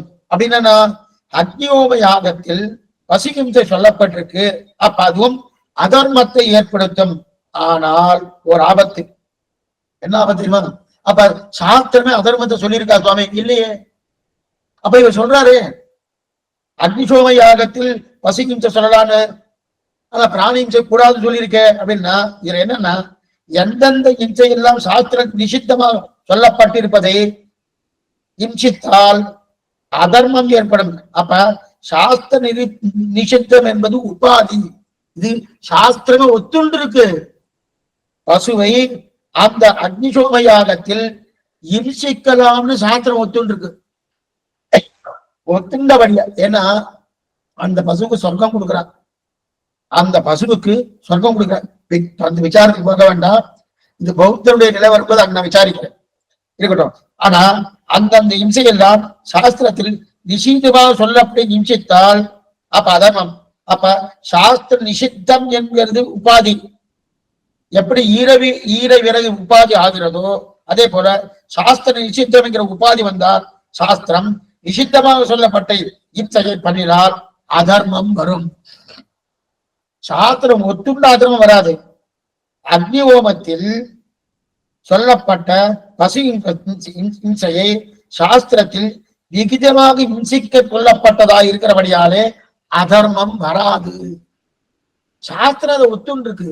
எந்த விஷயமா இருந்தாலும் பொய் சொல்லலாம் சொல்லியிருக்கு. ஒருத்தர் சொன்னார், ஹமி பொய் சொல்லப்படாதுன்னு சாஸ்திரமே சொல்லியிருக்கேன், சொல்லலாமே. நல்லா சொல்லுங்க, நான் நிறைய பொய் சொல்லிட்டு இருக்கேன். எப்ப சொல்லலாம் தெரியுமா? உயிருக்கு ஆபத்தா இருந்தா பொய் சொல்லலாம் சொல்லியிருக்கு. பிராணாப்தியத்துனா பொய் சொல்லலாம் சொல்லியிருக்கு. அப்ப பொய் சொல்லலாமா கூடாதா? சாஸ்திரம் பொய் சொல்லக்கூடாதுன்னு சொல்லியிருக்கேன் சுவாமினா, அதுக்கு ஒரு விதிவிலக்கு இருக்கு. அதே போல பிராண இம்சையும் கூடாது, பிராணி இம்சை கூடாதுன்னு சொல்லியிருக்கேன்னா அதுக்கு விதிவிலக்கு இருக்கு. அக்னிசோம யாகத்தில் பசுவை இம்சிக்கலாம் சொல்லியிருக்கு அப்படின்னு சொல்லி இதுக்கு சொல்ல. அப்ப அதர்மம் வராது. ஆக உபாதினாலும் அசித்தம் ஏற்படலாம். உபாதியோடு இருப்பதினால் அனுமானம் தோஷமாக. ஆக நாம் அனுமானம் 5 வகையை பார்த்தோம்ல, இதில் முதல் வகை அசித்தம். அசித்தம் அதைத்தான் இது வரைக்கும் பார்த்துருக்கோம். இப்ப அசித்தத்துல முதல்ல 3 வகை பார்த்துக்கோம். அசித்தமே ஒரு வகை, அதுல ஒண்ணு பார்த்துட்டோம். இப்ப 2வது விருத்தம். விருத்தம்னா ஏத்துவ கூட இருக்கும், ஆனா சித்தி அடையாது அந்த ஏத்து. புரியத்துக்கா சொல்றேன். பகை இருக்கணும், பகைதான் ஏத்து. ஆனா அந்த பகையால் நம்ம ஸ்தாபிக்கிறது நெருப்பு, அது சித்தி அடையாது. அதத்தான் அசித்தம் அப்படின்னு. இப்ப சொல்றது விருத்த ஹேத்து. சாத்தியத்துக்கு விபரீதமான வியாப்தியை சொல்லி வந்தால் அதுதான் இந்த இடத்துல விருத்தம் சாத்தியத்துக்கு விபரீதமான சொல்லியாச்சுன்னா அதான் விருத்தம். அதாவது பிரகிருதி என்பது நித்தியமானது, அது போல அறிவில்லாதது. எதனால் என்றால் உருவாகிறபடியாலே. சிலரெல்லாம் சிரிக்கிறதா கூட தோணும் சில நேரத்துல. நிறைய தெரிஞ்சுட்டாலே அது தப்பா பேசினாலே நமக்கு என்ன தோணும்னா பேசாம இருக்கலாமோ தோணும் அப்படின்னு. இப்ப இந்த பூர்வபட்சி என்ன சொல்றேன்னா, பிரகிருதி நித்தியமானது. பிரகிருதி நித்தியமா இல்லையா? நித்தியம் தான். ஒரு காலத்துல அது பிரளயத்துக்கு உண்டாக போறது இல்லையா பிரகிருதி. ஆனா அந்த பிரகிருதி நித்தியமானது, அறிவில்லாதது. இதனால் உருவாகி இருக்கிறபடியாலேன்னு சொல்ல வேணும். இந்த இடத்துல பாருங்க, எந்த ஒரு பொருளும் உருவாகினாலே அது அழியும்னு அவனுக்கே தெரியும். ஆனா அவன் வேறுட்ட பிடிவாதமா இந்த வார்த்தையை சொல்றான். பிரகிருதி நித்தியமானது. ஏன் நித்தியமானது? அழிவில்லாதது. எதனாலே? உருவாகி இருக்கிறபடியால். என்னன்னா எது போல உருவான காலம் நித்தியம் தானே, காலம் நித்தியம் தானே. அதே போல பிரகதியும் உருவானபடியால நித்தியம்னு சொல்ல பாக்குறார். இதுல ஆபத்து எங்க இருக்குன்னா, அதாவது உருவானபடியாலே என்பதை வைத்துக் கொண்டு எதை ஸ்தாபிக்கிறார் பாருங்க. நித்தியமானது ஸ்தாபிக்கிறார். என்னைக்குமே ஒண்ணு படைக்கப்பட்டாலே அந்த படைப்பு என்னைக்கோ அவன் அழியும்னு தன்னடையே கிடைக்கும். ஒரு படைச்சிருக்குன்னு சொல்லிட்டு அது நித்தியம் சொல்லிட்டு அதுல இருந்தே தெரியறதுனோ இந்த ரெண்டுமே பொருந்துமானா பொருந்தவே பொருந்தாது. இப்படி பொருந்தாத ஒன்று சொல்லி பார்க்கிறார். இது போல குடம் நித்தியம் உருவானபடியாலே. இது உண்டா? குடத்தை நம்ம உருவாக்கணும், குடத்தை உருவாக்கணும். எதனால சுவாமி உருவாக்கணும்? நித்தியமானபடியாலே. குடம் நித்தியம் எதனால? உருவானபடியாலன்னா தவறு. உருவாகிறபடியாருன்னா அது அனித்தியம். என்னைக்கு உருவாயிட்டோ அது அனித்தியம்னு அர்த்தம். அதனால்தான் அதனால இந்த விருத்த ஹேத்து விருத்தம், விருத்த ஹேத்து. அப்ப உருவானாலே அனித்தியம் தானே அசித்திக்கம், நித்தியமே சித்திக்காக. அப்படி ரெண்டாவது முடிச்சார். அடுத்து மூணாவது அனகாந்திகம். இத சவ்யச்சாரம், சவ்யச்சாரம்னு ரெண்டும் ஒண்ணுதான். சவ்யச்சாரம் அனகாந்திகம் ரெண்டும் ஒண்ணுதான். இந்த நியாயசாஸ்திரத்துல சத்பிரதிபட்சம், அசத் பிரதிபட்சம், அனகாந்திகம், சவ்யச்சாரம் புத்தகங்கள் நிறைய இருக்கு. இந்த பிரியத்துக்காக சொல்றேன், இந்த அனுமானத்துக்கு நிறைய புஸ்தகங்கள் இருக்கு. ஒண்ணு ரெண்டு இல்ல. இந்த பாருங்க, சவ்யச்சாரம் ஒரு புஸ்தகம் இருக்கு, அனகாந்திகன்னு ஒரு புஸ்தகம் இருக்கு, அசத் பிரதிபட்சம், அசத் பிரதிபட்சம் நம்ம பார்த்துக்கோம். சத் பிரதிபட்சம், அசத் பிரதிபட்சம் அதெல்லாம் ஒரு புஸ்தகம் இருக்கு. நியாயசாஸ்திரம் புஸ்தகம் இருக்கு.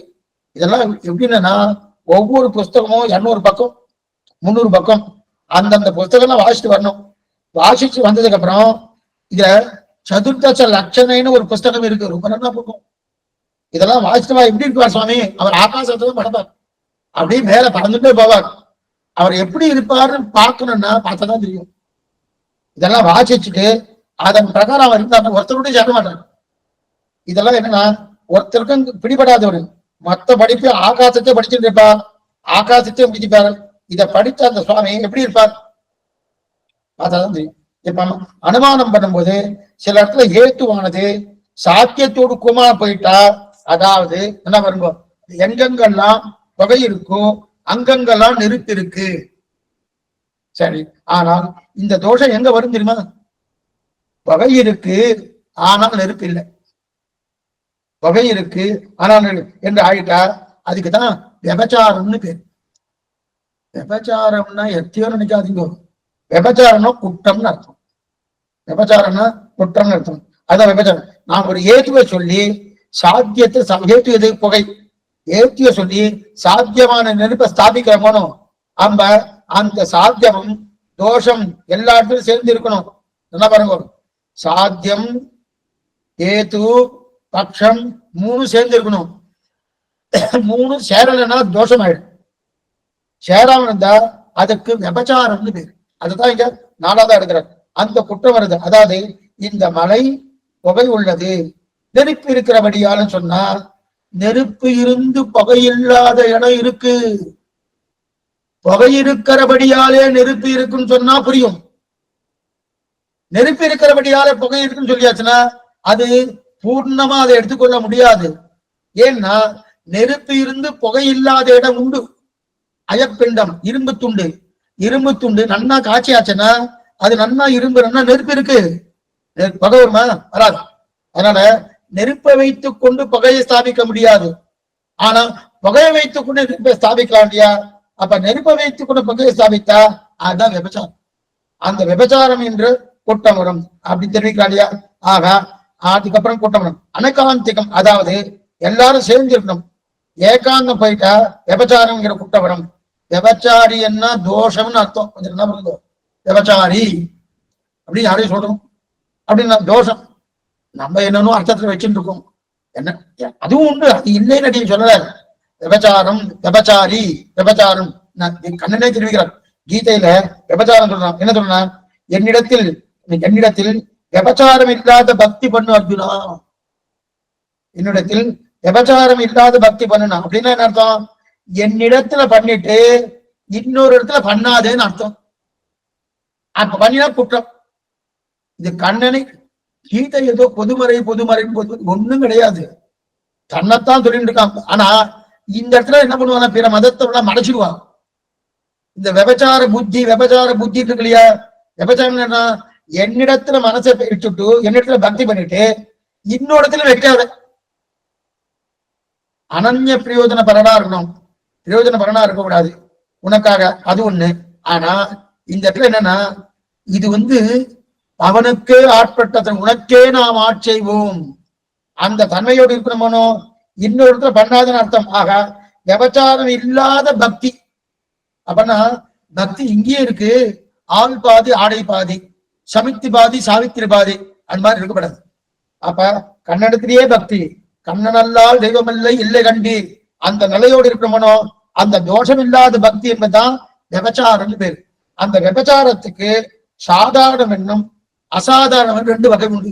மறுபடியும் பிரிக்கிறீங்கள சுவாமி, என்ன பண்றது? எழுதி வச்சிருக்காரு. விபச்சாரத்துக்கு சாதாரணம் என்றும் அசாதாரணம் என்று ரெண்டு உண்டு. அப்படின்னா என்ன அர்த்தம்? சாதாரண அசாதாரண, பட்சம் விபட்சம் சபட்சம், இந்த மூணு இருக்கும்போது இருக்கும் ஹேத்து சாதாரண ஹேத்து.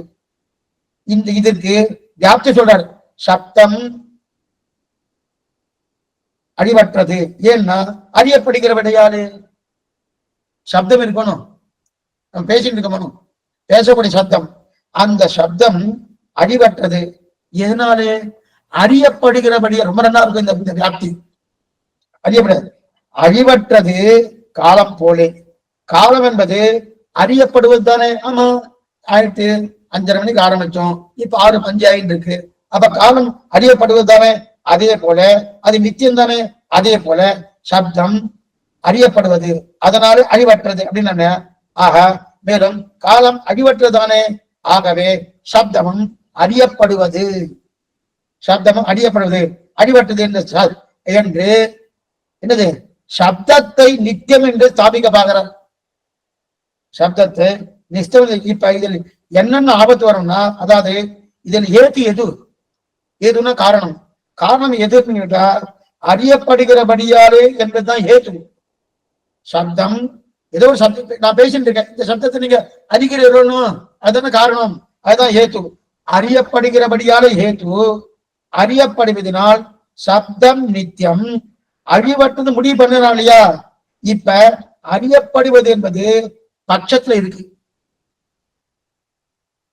பட்சத்துல இருக்கு, சப்தத்துல இருக்கு, ஸ்வபட்சத்துல இருக்கு. சரி, ஸ்வபட்சம் என்ன?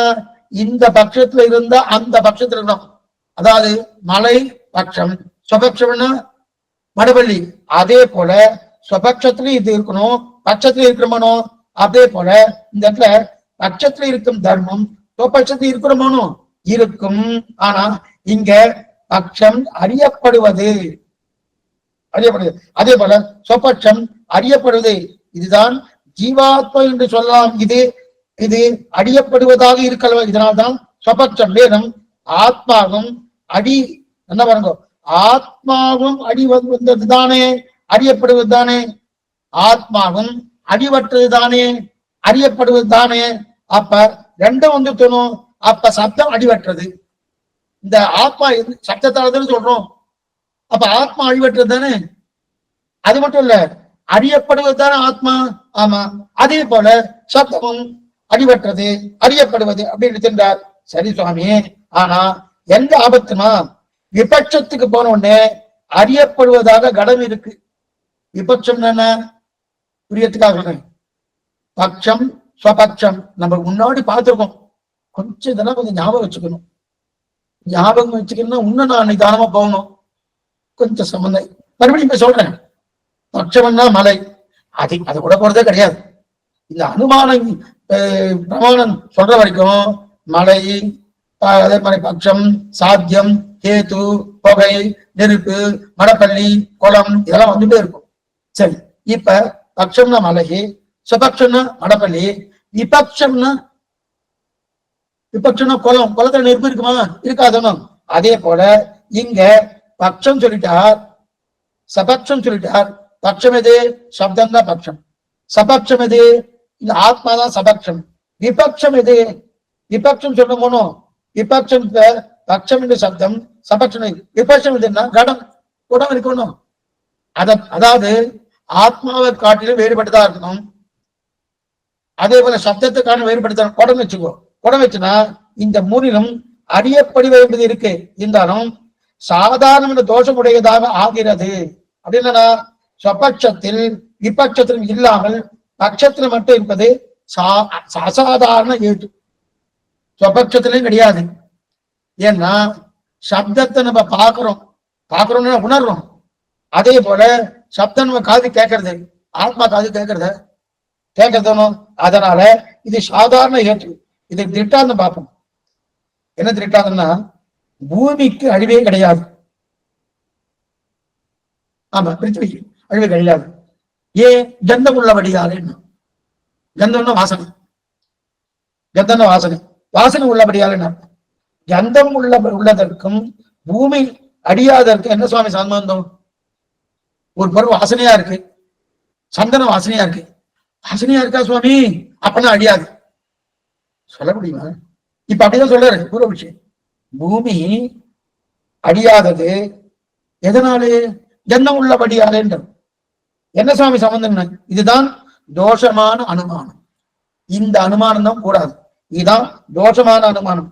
அதே போல ஆத்மா அழிவற்றது, ஆனால் பூமியை போல கந்தம் இல்லை. ஆத்மா வாசனை வருமா? எங்க இருக்குன்னு தெரியலையே சுவாமி. பூமியை போல கந்தம் இல்லை. ஜலம் என்பது விபட்சம். இப்ப தண்ணி இருக்கணும், இது சபட்சம் இல்லை, விபட்சம். ஆனால் அது அறிவோடு கூடியது, ஆனால் கந்தம் இல்லை. ஜலத்தினால் ஆத்மாவிலும் கந்தம் இல்லை. ஜலத்திலையும் கந்தம் இல்லை, ஆத்மாவிலும் கந்தம் இல்லை. ஆனால் எங்கெங்கெல்லாம் ஒன்று அடிபட்டதாக இருக்கு, நல்ல வரும், அங்கங்கள்லாம் கந்தம் இல்லை. அப்படி சொல்லுமானோ? சொல்ல முடியாது. அதான் சொல்ல முடியாது. ஆக அறிவு உள்ளதாக இருக்கு. அப்ப பட்சத்தில் மட்டும்தான் இருக்குன்னு அர்த்தம். நாம் எடுத்த பூமி கந்தம், இதில் பூமியில் மட்டும்தான் கந்தம் இருக்க தவிர ஆத்மால கந்தம் இருக்கா? இல்ல. சப்தத்துல கந்தம் இருக்கா? சொல்லும் போது வாசனையா சொல்றார் சுவாமி. நாட்டம் அடிக்கும், காய் சரியா பல் தேய்க்கலன்னா, இல்ல சில பேருக்கு இயற்கையாவே ஒரு துர்நாற்றம் வரும். வயசாயிட்டனாலே அது எத்தனை தடவை தேய்ச்சாலும் சரி, சில துர்நாற்றங்கள் அது வயத்துல இருக்கக்கூடிய அந்த வியாதியால வர்றது. அது சூடு அதிகமானாலும் அந்த மாதிரி வருமானம். அந்த நாத்தம் வேணா, துர்நாற்றம் அது வேணா வருவதுக்கு வாய்ப்பு இருக்குன்னா, வாசனை வருவதுக்கு வாய்ப்பே கிடையாது இல்லையா? எதுக்கு சொல்றேன்னா, பூமியில் மட்டும்தான் கந்தம் இருக்க தவிர, பட்சத்துல மட்டும்தான் கந்தம் இருக்க தவிர, ஸ்வபட்சத்திலயோ விபட்சத்திலயோ இல்லைன்னு சொன்னால் அப்ப அசாதாரண குற்றம் வருது இல்லையா? அதைத்தான் இதுல. ஆக இது வரைக்கும் 3 பார்த்தோம். என்ன பார்த்தோம்? அசித்தம், விரோதம், தபச்சாரின்னு 3 பார்த்தோம். 4வது பிரகரண சமஸ்து. பிரகரண சமஸ்து. பிரகரண சமஸ்துனா என்ன சுவாமி? இந்த எடுத்திருக்கேன் பாருங்க. பிரகரண சமம், பிரகரண சமம். பிரகரண சமம்னா என்னது? சாத்தியத்தை ஸ்தாபிக்க விபரீதமான ஏற்று இருந்தால் அது தப்பா போயிடும். எக்ஸலண்டான முன்னாடி ஒரு விஷயத்த சொல்லிடணும். சாத்தியத்தை ஸ்தாபிக்க விபரீதமான ஒரு ஏற்று இருந்தால் அது தப்பா விடும். இதுதான் சத்பிரதிபட்சம்னு வேறு. இதுக்கு சரி, அதாவது நாம் சாதிக்க வந்த சாத்தியத்தை அதற்கு எதிராக ஸ்தாபிக்க இன்னொரு ஏற்று இருந்தால் அது நிற்காது. அதுதான் இது. அந்த சத்பிரதிபட்சத்தை தான் பிரகரண சமம். என்னன்னு பார்ப்போம். அதாவது இதுக்கு திட்டாந்த சொல்றேன். பகவான் நித்தியம் தானே. ஏன்னா அவன் அனித்திய தர்மம் இல்லாதபடியால் என்றார். எப்படிலாம் பேசுறா பாருங்க. பகவான் நித்தியன். ஏன் சுவாமி இதெல்லாம் நித்தியன்? அவன் அனித்திய தர்மம் இல்லாதபடியால் இப்படி சொன்னா அப்படி சொல்லலாம். அதனால் என்ன ஆகும்னா சமபலம் இருக்கக்கூடிய ரெண்டையும் சொல்லவே முடியாது. சமபலம் இருக்கக்கூடிய ரெண்டையும் சொல்லவே முடியாது. எப்படின்னா நாம் ஒன்றை ஏதுவாக கொண்டு ஓர் சாத்தியத்தை ஸ்தாபிக்கிறோம்னாலே இன்னொரு ஏது அந்த சாத்தியத்தை இல்லை என்று ஆக்கப்படாது.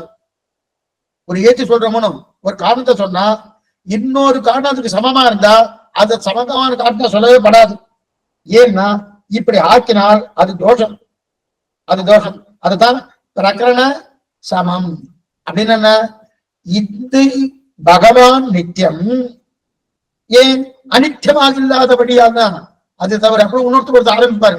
என்ன சுவாமின்னா நான் கூட அனித்தியம் கிடையாது சுவாமி, நித்தியம் தான். என்ன சுவாமின்னா நான் ஆத்மா நித்தியம் தானே அப்படின்னு உடனே மேல மேல ஒவ்வொருத்தரும் போயிட்டே இருக்கும். அதனால சமமான ஏற்போ காப்பக்கூடாது. அதனால பிரகரண சமம் அப்படின்னு தொழித்தார். கடைசி காலாத்தியம். காலாத்தியம்னா பட்சத்தில் சாத்தியமே இருக்காது. பட்சண மலை, சாத்தியம் நெருப்பு, அது நெருப்பே இருக்காது. பட்சத்தில் ஆக என்னன்னா 2 நாட்கள் ஒருத்தர் வாதம் பண்ணிட்டு இருந்தார். கடைசியில மலையில நெருப்பு இல்லைன்னு சுவாமி இத்தனை நாள் 2 நாள் காலட்சேபத்துல மலை நெருப்பு சாத்தியம் பட்சம் ஏது புகை இதெல்லாம் சொல்லிட்டு இப்ப நெருப்பே இல்லைன்னு சொன்ன பட்சத்துல சாத்தியமே இல்லைன்னா எதை வைத்துக் கொண்டு பேச? பட்சத்துல சாத்தியமே இல்லையே. சாத்தியம்னா நெருப்பு, பட்சம்னா மலை. மலையில நெருப்பே இல்லைன்னா எதை வச்சுட்டு பேச? அதுதான் இது காலாத்தியம் என்கிற குற்றம். அதாவது நெருப்பு உஷ்ணம் உடையதை ஸ்தாபிக்கணும்னோ. இப்ப அவன் என்ன சொல்றான்னா நெருப்பு உஷ்ணம் இல்லாதது ஸ்தாபிக்கிறான். நெருப்பு சூடு கிடையாது, சூடே கிடையாது ஸ்தாபிக்கிறான். ஏன்னா அது பொருளாக இருக்கிறபடியாலே. நெருப்பு ஒரு பொருள். இந்த இடத்துல ஒரு பொருள் இருக்கு, இந்த இடத்துல ஒரு பொருள் இருக்கு, இந்த இடத்துல ஒரு தாயக்கட்டை இருக்கு, இந்த இடத்துல ஒரு ஏதோ ஒரு பாய்ச்சிக்கை இருக்கு. அதெல்லாம் தொட்டேன், சுடுறதா பொருளான முடியாது. நெருப்பு ஒரு பொருள் தானே, பொருளானபடியால சுடலை. ரெண்டாவது இப்ப ஜலம் இருக்கணும், ஜலத்தை தொட்டா சொல்றதா? சுடு ஜலம் சொல்ல அதிகம், ஜலம்னு சொன்னேன். ஜலத்தை சொல்றதா சொல்றலையோ? அப்ப ஜலமும் ஒரு பொருள் தானே. அதே போல நெருப்பும் ஒரு பொருள். அதே போல ஒண்ணும் வேண்டாம், பஞ்சபூதங்கள் இருக்கணும். பஞ்சபூதத்துல ஒண்ணுதான் நெருப்பு. பஞ்சபூதங்கள் சொல்றதா? நெருப்பு விட்டுருங்கோ, பிருத்திவி அப்பு தேஜஸ் விட்டுருங்கோ, வாயு ஆகாசம் இதெல்லாம் தொடுறதா? தொழில் அதே போல நெருப்பு சுடலைன்னு வாதம் பண்றான் சுடல. அதனால பஞ்சபூதம் சுடலையோனும். அதே போல நெருப்பும் உஷ்ணமாக இருக்காது. ஏன்னா பஞ்சபூதத்தில் ஒன்றானபடியாலே வியாப்தி சொல்றான். இந்த மாதிரி எல்லாம் பேசுவா சுவாமி. இதெல்லாம் பேசி சுவாமி ஸ்ரீபாஷத்துல எவ்வளவு சிரமப்பட்டுருவார் பாருங்க. நமக்கே இப்ப காலட்சேபம் சொல்றச்சு என்னமோ புரியுற மாதிரி இருக்கு, புரிகிறா போல இருக்கு, புரியாத போல இருக்கு, என்னெல்லாம் நமக்கு இருக்கணும். அப்ப சுவாமிக்கு எப்படி இருந்திருக்கும் பாருங்க. சொல்லுவாங்க இந்த மாதிரி பேசினா பஞ்சபூதத்தில் ஒன்றானபடியால. எது போல? ஜலத்தை போல நெருப்பு உஷ்ணம் அப்படின்றான். உஷ்ணம் இல்லைன்றான். நெருப்பு சுடாது, உஷ்ணமே கிடையாதுன்னா. பிரத்யட்சமா நெருப்பு சுடுறதுனோ தெரியுது, தொட்டா சுடுறதுனோ. இப்ப அவ சாதிக்கு பார்க்கறது நெருப்பு உஷ்ணம் இல்லைன்றது. பிரத்யட்சத்தை உடைக்கிறார் அவர். பிரத்யட்சத்தை இல்லை ஆக்குறார் இல்லையா? அப்ப அதை ஸ்தாபிக்கிற பாக்குறார். அதுவே பட்சத்துல இருக்காது. இதுக்குதான் காலாத்தியன்னு பேர். அந்த சுவாமியை கூப்பிடணும். சுவாமி நெருப்பு உஷ்ணமே இல்லைன்னு சொன்னாருன்னு அந்த சுவாமியை கூப்பிடணும். கிட்டக்க வரைக்கும் சுவாமிங்க வந்தாரு. அங்க ஜலம் இருக்கு, ஜலத்தை தொடுனாரு. தொடுன்னு சொன்னேன், போய் தொட்டாரு. எப்படி இருக்கு? சில்லுன்னு இருக்கு சுவாமி, உஷ்ணமே கிடையாதுன்னு. அதை சொல்லிட்டு அது மட்டும் இல்ல, இதை போலதான் சுவாமி நெருப்பு சுடாது அப்படின்னாரு. அப்படியா சுவாமி? அங்க தஜாரா நடந்துட்டு இருக்கு, 100 பேருக்கு அங்க அடுப்பை பத்த வச்சிருக்கா, அங்க போய் தொட்டு பாருன்னா பரவாயில்ல, போகவே மாட்டார். அப்ப இது பிரத்யட்சத்துல எதிர்த்தட்டா இருக்க அப்படி சுடுகிறபடியான அதுக்கு காலாத்தேன். அப்ப பிரத்யட்சத்தில் நெருப்பு சுடுகிறபடியாலே அது பாதிக்கப்படுகிறது. இப்ப முடிக்க போறா சுவாமி, முடிக்க போறாரு. ஆமா, இன்னும் இருக்கு, முடிக்க போறா. சரி, இப்ப இது வரைக்கும் அனுமானத்தை நிரூபித்தோம். ஆனா தார்க்கிகம் ஒன்னும் விடல. தார்க்கிகம் என்ன சொல்றான், இன்னும் நிறைய பிரமாணம் இருக்குன்றான். என்னென்ன பிரமாணம்? இது வரைக்கும் இந்த 3 பிரமாணம் தான் பார்த்துக்கணும். பிரத்யக்ஷம், அனுமானம், சப்தம், 8 பிரமாணங்கள் இருக்குன்னு சொல்றான். ஆனா 8 பிரமாணம் என்னன்னு அது இன்னும் தெரிவிக்கல உங்களுக்கு. அடுத்த காலத்தில் தெரிவிக்கிறேன். 8 பிரமாணம் இருக்கு. அந்த பிரமாணம் அந்தந்த பிரமாணம்னா 3ன்னு வச்சுக்கொண்டு இத்தனை நாள் பேசிட்டு இருக்கோமோ. ஆனா ராமானுஜ பட்சத்துல பிரமாணங்கள் 3 தான், 8 பிரமாணம் கிடையாது. தார்க்கிகனோ சில மதவாதிகளோ 5 பிரமாணங்கள் உண்டு, 4 பிரமாணங்கள் உண்டு, 7 பிரமாணங்கள் உண்டு, 6 பிரமாணங்கள் உண்டு, 8 பிரமாணங்கள் உண்டுன்னு சொல்லிட்டு இருக்கட்டும். ஆனா நம் சம்பிரதாயப்படி ராமானுஜ பட்சத்துல 3 பிரமாணம். ஆனா இன்னும் சில பேர் நிறைய ஒண்ணு சொல்லலாம். ஆனா என்ன சொல்லுங்கன்னா, அந்தந்த பிரமாணத்துல கொண்டு வந்து இந்த 3க்குள்ளே சேர்த்துலாட்டு, அந்தந்த பிரமாணத்துல கொண்டு வந்து எதுக்காக சுவாமி சொல்றாரு? 8 பிரமாணம் இருந்தாருன்னா ஒண்ணுமில்லை, இந்த 3 பிரமாணத்துக்கு நமக்கு தலையை சுத்துறது. பிரத்யட்சத்தை ஏற்கனவே பார்த்துட்டோம், அனுமானத்தை பார்த்துட்டோம், இனிமேதான் சப்தத்தை பார்க்கணும். சப்த பிரமாணம் தான் வேதம் பார்க்கணும். இந்த 3 பிரமாணம் பார்க்கறதுக்கு தலையை சுத்துறதுன்னா இன்னும் 8 பிரமாணம் என்னன்னா, சுவாமி ராமானுஜருக்கு கருணை அதிகம். அவர் நம்மளை பாக்குறாரு. இவாளெல்லாம் எப்படி பண்ணணும்? ஏன்னா எனக்கு சாமர்த்தியம் இருக்குன்றதுக்காக என்னன்னு பேச முடியாது. ஒண்ணுமில்லை, ஒரு சாமானிய ஒரு கோட்டி, அந்த கோட்டில போயிட்டு நல்லா ஒரு ஸ்ரீபாஷ வித்வான் ஒருத்தர் என்ன போயிட்டு ஸ்ரீபாஷத்தை பத்தி அகிலேய பிரத்தனீக கல்யாண கதானத்துவம் அப்படின்னு பேச ஆரம்பிச்சார்னா என்ன சுவாமி ஆகும்னா, இவருடைய சாமர்த்தியத்தை காமிக்கிறார், இவருடைய வித்வத்தை காமிச்சா பிரயோஜனம் இல்லை. அதே போல நமக்கு வித்வத்து இருக்குன்னு அதை காமிக்கக்கூடிய டைம் சகசிர வேணா பண்ணலாம். அத இந்த மக்கள் என்று சொல்லக்கூடிய இந்த ஜனங்களிடத்துல, இந்த பக்தர்களிடத்துல என்னுடைய வித்வத்தை காமிக்கிறது. அவளுக்கு எது சொன்னா புரியுமோ அதைத்தான் சொல்லணும். இதத்தான் சுவாமி ராமானுஜர் அத்தனை பிரமாணங்கள் தேவையில்லை, 3 பிரமாணங்கள் போரும் அப்படின்னா இததான் புரியத்துக்காக சொல்றாரு. விஷ்ணு சகஸ்ரநாமத்துல இது சொன்னா புரியும். விஷ்ணு சகஸ்ரநாமம் பகவத் குண தற்பரம்னு பேரு. அது சகஸ்ரநாமத்துக்கு பாஷ்யத்துக்கு சுவாமி பராசரப்பட்ட அனுகிரகித்த அது பாஷ்யம். அந்த பகவத் குண தற்பத்துல பகவானுக்கு 5 நிலைகள். விண்மீதிருப்பாய், மலமேல் நிற்பாய், கடல் சேர்ப்பாய், மண்மீது உழல்வாய், இவற்றுளெங்கும் மறைத்துறைவாய். பரத்தம், வியூகம், விபவம், அந்தர்யாமித்துவம், அர்ச்சை என்று 5 நிலைகள். ஆனா சகஸ்ரநாமத்துக்குள்ளே 3 நிலைகள் தான் சொல்லப்பட்டிருக்கு. என்னென்ன நிலைகள்? ஸ்ரீவைகுண்டம் என்ன, திருப்பார்க்கடல் என்ன, அதற்கு மேல அவதாரம் என்ன, இந்த 3 தான். அப்படின்னா பரத்வம், வியூகம், விபவம், இந்த 3 நிலைகள் தான் சொல்லப்பட்டிருக்கு. மிச்சம் இருக்கக்கூடிய அந்தர்யாமி, அர்ச்சை இதாங்க காணும். பரத்துவம் சொல்லப்பட்டிருக்கு, வியூகம் சொல்லப்பட்டிருக்கு, விபவம் சொல்லிருக்கு, இதான் இருக்கு. இப்படி எப்படின்னு ஒரு கணக்கு கொடுத்துடுறேன். அதான் மொத்தம் 1000 திருநாமங்கள். 1000 திருநாமத்துக்குள்ளே முதல் 122 திருநாமங்கள் பரரூபம். நீங்க போனதை புத்தகத்தை வேற எடுத்து பாருங்க.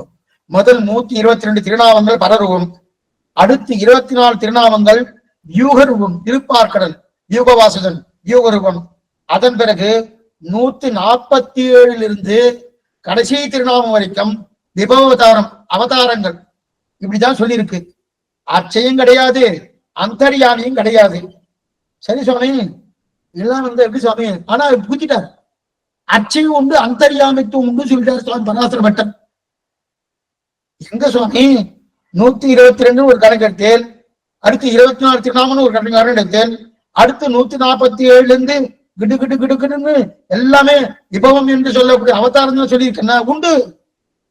ஏன்னா விபவத்தில் என்ன விபவத்தெல்லாம் என்னது? விபவத்தில் அச்சய சேர்க்கலான்னு. அச்சை என்ன தெரியுமா? விபவத்துக்கு தான் பிரதிநிதி. அவதாரத்துக்கெல்லாம் பிரதிநிதி எதுன்னா அர்ச்சாவதாரம். பின்னானார் வணங்கும் ஜோதி பின்னூனு கடத்தாராய் முதலானாயே. பின்னானார்னா அந்த விபவம் என்று சொல்லக்கூடிய அவதாரங்களை அனுபவிப்பாதவர்கள் அனுபவிக்கிறவன்னா இன்னைக்கு ராமனா சேவை சாய்க்கிறார், கண்ணனா சேவை சாய்க்கிறார், விக்கிர ரூபத்துல இருக்கியா. அப்ப ராமனுக்கும் கோயில் உண்டு, கண்ணனுக்கும் கோயில் உண்டு இல்லையா? இதெல்லாம் எங்க தெரியுது? விபவத்துக்கு பிரதிநிதி ஆனபடியாலே இது அர்ச்சனை சேர்க்கலாம். அப்ப எங்கெங்கெல்லாம் விபவாவதாரம் சொல்லியிருக்கோ அதெல்லாம் அர்ச்சனை வச்சுக்கலாம். சரி சுவாமி, அந்தர்யாமி அந்தரியாமை எப்படி சுவாமி? எக்ஸலண்டா சொல்ற பாருங்க. பரரூபத்தை நீங்க பாத்திருக்கல? பார்த்தது கிடையாது. அந்தரியாமி பாத்திருக்கல? பார்த்தது கிடையாது. அதனால அந்தரியாமியை பரரூபத்துல சேர்த்துருங்க. அந்தரியாமிய பரரூபத்துல சேர்த்துருந்தார். இப்ப இன்னும் 5 நிலை வந்துட்டு, விண்மீது இருப்பாய், மலமேல் இருப்பாய், கடல் சேர்ப்பாய், மண்மீது உழல்வாய், இவற்றுள் எங்கும் மறைந்துரைவான் தெரிவிக்கிறாளியா சேச்சாலியா. அதே போல இங்க 8 பிரமாணங்கள். அந்த 8 பிரமாணத்தையும் 3 பிரமாணத்துக்குள்ளே சேர்க்கலாம். ஏன்னா விபவத்தின் போது நாம பறக்கல. பறந்திருந்தா என்ன சுவாமி? இங்க இருக்க மாட்டோம், சீவகத்துல கைங்கரம் பண்ணிருப்போம். அங்க பிறக்கலையனும். அப்ப அதை இழந்துட்டு போகணும். கண்ணனையோ ராமனையோ வராகனையோ இழந்து போகணும். அந்த இழந்த இழவு தீர அர்த்தியா பகவான் சேவை சேர்க்கிறார். அதே போலதான் 3 பிரமாணங்களும் மற்ற பிரமாணங்களும் சேர்க்கலாம். தனித்தனியா பிறந்தாலே ஜனங்களுக்கு குழப்பம் ஏற்படும். சுவாமிக்கு இருக்கக்கூடிய கருணை. ஆரே கருணை ராமானுஜா இக்கடலிடத்தில் ஆரே அறிபவர் நின் அருள். இந்த குழப்பம் அப்ப சுவாமிக்கு கருணை. அதனால மற்ற பேருக்கு தாங்கள் எவ்வளவு பெரிய வித்வானு காட்டுன்றதுக்காக தான் சாஸ்திரத்தை போட்டு உலுக்கி உலுக்கி எடுத்து அந்த வித்வத்தை காட்டுதான் பண்றான். ஆனா சாஸ்திரத்தை உழுக்குவது முக்கியம் கிடையாது. அதை தெரிஞ்சு கொண்டு ஏதோ 2 பண்ணி பெருமாள் திருவடி அடையிறதுதான் முக்கியமே தவிர, அதை விடுத்து ஏன் உன் புத்திக்கு பரீட்சை பண்று அப்படின்லாம் பண்ண முடியும்னா பண்ண முடியாது. உன் பக்தியை வேணா பரீட்சை பண்ணலாம், புத்தியை பரீட்சை பண்ண முடியாது. எங்க சதத்துல தான் புத்தியை பரீட்சை பண்ணுவா. சதத்துல எல்லாம் புத்திக்கு தான் வேலை, பரீட்சையே புத்திக்கு தான். ஆனா பக்திக்கு எது? பகவான் ஆசிரியித்தாயா அப்படின்னு தெரிவிக்கிறா இல்லையா? அப்ப பக்திக்கு தான் பிராதானியம் கொடுக்கிறார். அதனால என்ன பண்ணார்? அதுக்கு மேல ஒண்ணு வேலை. ஆழ்வார்களுக்கு மேல பிரீத்தி யாருக்குன்னா நம்ம மேல சுவாமி ராமானுஜருக்கு தான் அத்தனை பிரீத்தி பகவானுக்கு. அதுக்கு மேல ஆழ்வார் பிரீத்தி. ஆழ்வார் கால பிடிக்கிறார் பகவான். என்ன எதுக்குன்னா, இது இத்தனை தூரம் சொல்றதுக்கு என்ன காரணம்?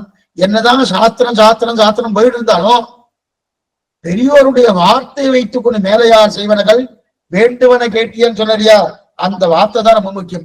அந்த வார்த்தையை வைத்துக்கொண்டு சொல்றாரு. சரி சுவாமி, இப்ப ஆழ்வார் என்னன்னோ மைண்ட் இருக்கார். என்ன பண்ணாலும் இப்ப ரிஷிகள் எத்தனை பேர் காத்துட்டு இருக்காங்க. எத்தனை பேர் என்ன என்னலாம் சடையினானும் பிரம்மனும் உன்னை காண்பான் என்னலா ஊழி ஊழி தவம் செய்தார் வெல்கி நிற்பார் தெரிவிக்கிறாரையா. ஆனா இந்த ஆழ்வாருடைய திருமுடி கிடைக்குமா? பகவான் காத்துட்டு இருக்கார். சிவன் என்ன, பிரம்மா என்ன, மட்டுமுண்டான தேவர்கள் என்ன, எங்கேயாவது கிடைக்குமா? அந்த சிவன் நாராயண் திருவடி கிடைக்குமா கிடைக்குமா காத்துட்டு இருக்கார். ஆனா அப்படிப்பட்ட பரபிரம்மம், மிக எட்டாத பரபிரம்மம், அந்த பிரம்மம் ஆழ்வாருடைய திருமுடி எனக்கு கிடைக்குமா, அவர் அனுகிரகிப்பேனா அப்படின்னு தெரிவிக்கிறார் இல்லையோ? இது சரி சுவாமி, இது கூடுமா? ஆழ்வாருக்கு தான் கைங்கரியம் பண்ணணும்னு ஆசைப்படுறார் பகவான். இது கூடுமா சுவாமின்னா, ஒரு சுவாமி ரொம்ப கோபம் வந்துட்டு, கஜேந்திரனுடைய காலை பிடிக்கலாம் உங்க சுவாமி, எங்க ஆழ்வார் காலை பிடிக்கிறதுக்கு கசக்கிறதான்னு கேட்டார். கஜேந்திரனுடைய காலை பிடிச்சாலும் சென்று நின்று ஆழி தொட்டானை தேனவர் சோலையும் ஆடவாமையிலை திருவல்லிக்கேலி கண்டேன்னு தெரிவிக்கிறான் இல்லையா? அப்படி இருக்காச்சே, கஜேந்திரனுடைய காலை பிடிச்சு ஊதுறாரனோ, வத்தனம் கொடுக்குறாரனோ, அதெல்லாம் பண்ணார். அது எங்க ஆழ்வார் பிடிக்கிறது கசக்கதான். அப்ப இப்ப இந்த பக்தி இருக்கும்போதுதான் சுவாமி பாக்குறார். மற்றபடி புத்திக்கு பிராதானியம் சுவாமி கொடுப்பதே கிடையாது. பக்தி இருக்கா பக்தி இருக்கான்னா அப்ப புத்தி வேண்டாமான்னா, புத்தி வேணும். சுவாமிகிட்ட இருக்க அவரை பின்தொடர்ந்து போனாலே போதும். அப்ப எதுவுமே தெரிஞ்சுக்க வேண்டாம்னு சொல்றேன் சுவாமி. தெரிஞ்சுக்கணும். எது தெரிஞ்சுக்கணும்? அவரை பின்தொடர்ந்து போகணும்னு தெரிஞ்சிருந்தாலே போகணும். வேற எதுவும் தெரிஞ்சுக்க வேண்டிய அவசியமே கிடையாது. இதத்தான் திரிபுராதேவின்னு ஒரு அம்மையார் என்ன பண்ணாருன்னா, அவர் என்ன பண்ண இதான் சொல்றாரு, எங்களுக்கு பெருமாள் தான், அவர் தான் பரதேவதா, ஆனா ஒன்றும் தெரியாது. ஆச்சாரியன் எங்க ராமானுஜர் இருக்கார், அவர் பார்த்து நம்பெருமாள் கை காட்டினார், பெரிய பெருமாள் கை காட்டினார், அங்க போய் சேவிச்சுருக்கேன். நாளைக்கே அவர் ஈசான்யம் கை காட்டினா அங்க போய் சேவிப்பேன். ஏன்னா அந்த அளவுக்கு எந்த ஆச்சாரிய அபிமானம். எதுக்கு சொல்ல வந்தேன்னா, ஆக சுவாமியா இப்ப சுவாமி கருணையை உருவானபடியாலே என்ன சொல்றாரு, 3 பிரமாணங்கள் போதும், அதுக்கு மேல வேணும். உரச்சமயங்கள்லாம் பொது ஜனங்கிட்ட பேசுவாங்க. என்ன பேசுவாங்கன்னா, வித்வான்கள் இன்னைக்குமே சுவாமி என்ன சொல்லுவாரு, நீங்க பேசுறதுன்னா எங்கிட்ட பேசுவோம். வித்வான்கள் பார்த்து சொல்றாரு, எங்கிட்ட பேசுங்க, பொது ஜனங்கிட்ட பேசாதுங்க, அவருக்கு புரிய போறதில்லை, எங்கிட்ட பேசுங்க. என்ன பேசுங்க. என்ன பொதுஜனங்கள் சொன்னாலே அவங்களுக்கு சரியா சிந்திக்க தெரியுமான்னா சிந்திக்க தெரியாது. எப்ப தெரியாதோ உடனே என்ன பண்ணும், குழப்பி முடியணும். சுவாமியின் பட்சனா அந்த மாதிரிலாம் சொல்லாதே, உன்னுடைய சந்தேகத்தை என்னத்துல கேடு, அவாட்ட கேட்காத. உனக்கு வேண்டிய பதில நான் சொல்றேன், அவாட்ட சொல்ல வேண்டிய அவசியமே இல்லை. இப்ப நமக்கு என்ன சொல்றாருன்னா, சரி சுவாமி, சுவாமி என்ன சொல்லிட்டு இருக்காரு, சுவாமி ஸ்ரீபாஷை எழுதினார், வேதாந்த சங்கிரகம் எழுதினார், கீதா பாஷை எழுதினார். இதுல என்ன சொல்லியிருக்காரு, கட்டமான பக்தியை சொல்லியிருக்காரு.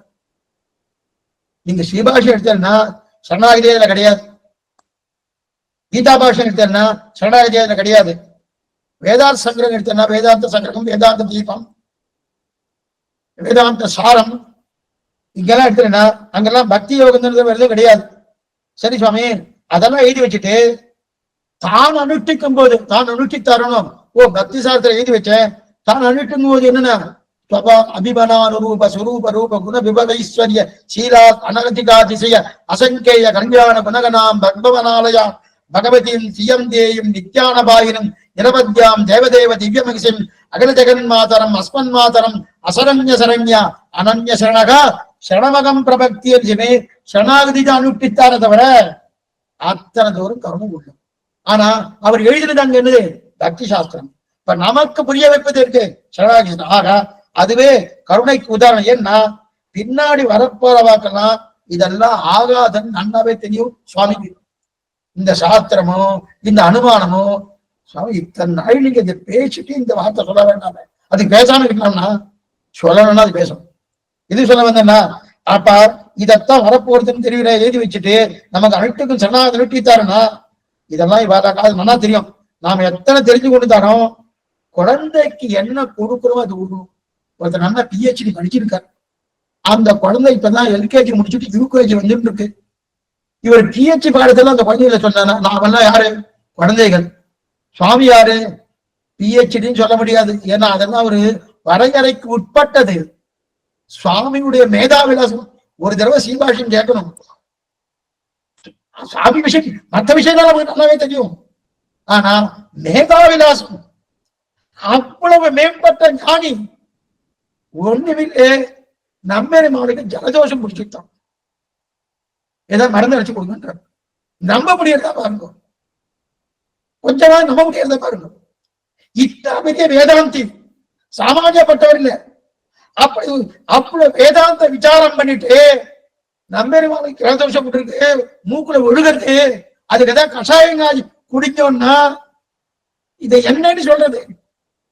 இத்தனை கருணை உள்ள, அத்தனை கருணை உள்ள படித்தவர். எதுக்கு சொல்ல வந்தா அந்த நிலை தெரிவிக்கிறாங்க.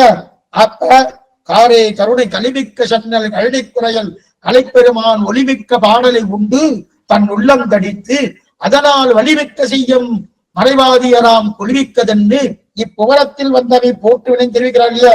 இது சொன்னா மாறன் பசுந்தமிழ் பந்தர் மாறன் பசுந்தமிழ் ஆனந்தம் பாயுதமதமாய் விண்டிட எங்களை ராமானுஜ முனிவேடம் தெரிவிக்கிறார் இல்லையா.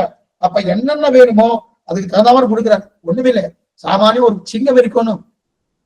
கலிமிக்க சென்னல் கலைப்பிரமான் ஒளிமிக்க பாடல் உண்டு தன் உள்ளம் தடித்துங்கிற சிங்கம். சிங்கமாகட்டும் தியானமாகட்டும், சிங்கம்னா கர்ஜிக்கும், ஓடு கர்ஜிக்கும், கர்ஜித்துனா. ஆனா வெளியில எங்கெங்க எதிரிகள் இருக்காலும் அத்தனை பேரும் கர்ஜிச்சு என்னென்ன பண்ணமோ பெரிய பெரிய யானையெல்லாம் பொடிபொடி ஆக்கக்கூடிய தன்மை சிங்கத்துக்கு உண்டு. இருந்தாலும் தன் குட்டி சிங்கம் வந்துட்டுங்க, தன்னாலே பெறப்பட்ட கொண்டு வந்தா அங்க வந்து கர்ஜிக்குமான்னா அங்க பூனையா பேசும், அங்க பூனையா பேசும். பூனையா பேசுறது மட்டும் இல்ல, அது மாமிசத்தை கொண்டு வருமானும், மாமிசம் தானே சாப்பிடும். அந்த மாமிசத்தை நல்லா துண்டு துண்டு துண்டு அதுவே ஆக்கும். தன்னுடைய பல்லாலே கழிச்சு துண்டு துண்டு ஆக்கி அதுக்கு அந்த வாய்க்கு எப்படி கொடுக்கணுமோ, எவ்வளவு சிறியது கொடுத்தா அது சாப்பிடுமோ அந்த மாதிரி சிறியதை கொடுக்கும். அத போலதான் சுவாமி ராமானுஜர். அவருக்கு பெரிய சிங்கம், மகாசிங்கம், யானையை போலவர், சிங்கத்தை போலவர். அவருக்கு இருக்க மேதாவிலாசத்தை கொண்டு வந்து நம்மகிட்ட காட்ட மாட்டார். நமக்கு ஒண்ணுமே தெரியாதுன்னு, ஒண்ணுமே தெரியாம இருக்க செய்தே அந்த தெரியாம இருக்க இவளுக்கு என்ன கொடுக்கணும். உள்ளம்பூதம் குடிதானே பிள்ளை பிள்ளை கிரை தேடும் உள்ளம்பூதம் குடிதானே ஆழ்வார் பாசனம், தெலுங்கு ஆழ்வார் பாசனம். அப்படி இருக்கச்சே அந்தந்த தகுந்தாவர் கொடுக்குறாருனோ அது கொடுக்கக்கூடிய சுவாமிக்கே உண்டு. அதனாலதான் கருணையை உடவானபடியாலே என்ன தெரிவிக்கிறார், ஒண்ணு வேண்டாம், பிரமாணம் 8 வேண்டாம், 3 இருந்தா போறோம். ஆனா அந்த 3க்குள்ள 8ம் உள்ள சேரதுன்னு சொல்ல போனோம். அது எப்படி சொல்றார், என்னமா சொல்றார், எப்படி சொல்ல போறான்றது மேற்கொண்டு பார்ப்போம். ஆழ்வார் பெருமானாற்றிய துரிலேசனம் ஆச்சாரியன் துரிலேசனம் பகவதால் திருவடிகளே சரணம். அடுத்த வாரம் பார்ப்போம். அடுத்த வாரம் அநேகமா திங்கட்கிழமை வரைக்கும் இருக்காது. எனக்கு சில என்னுடைய தம்பியுடைய பிள்ளைக்கு கல்யாணம், அது அடுத்த வாரம் தான், கொஞ்சம் சேவ காலம் தான் இருக்கு. அதனால அடுத்த வாரம் அநேகமா புதன்கிழமை தான் இருந்தா இருக்கலாம். உங்களுக்கு செய்தி வந்துடும். அந்த மெசேஜ் எல்லாம் உங்களுக்கு வந்து பார்த்துக்க. இப்ப ஏதாவது சந்தேகம் இருந்தா அவசியம் கேட்கும்படி பிரார்த்திக்கிறேன்.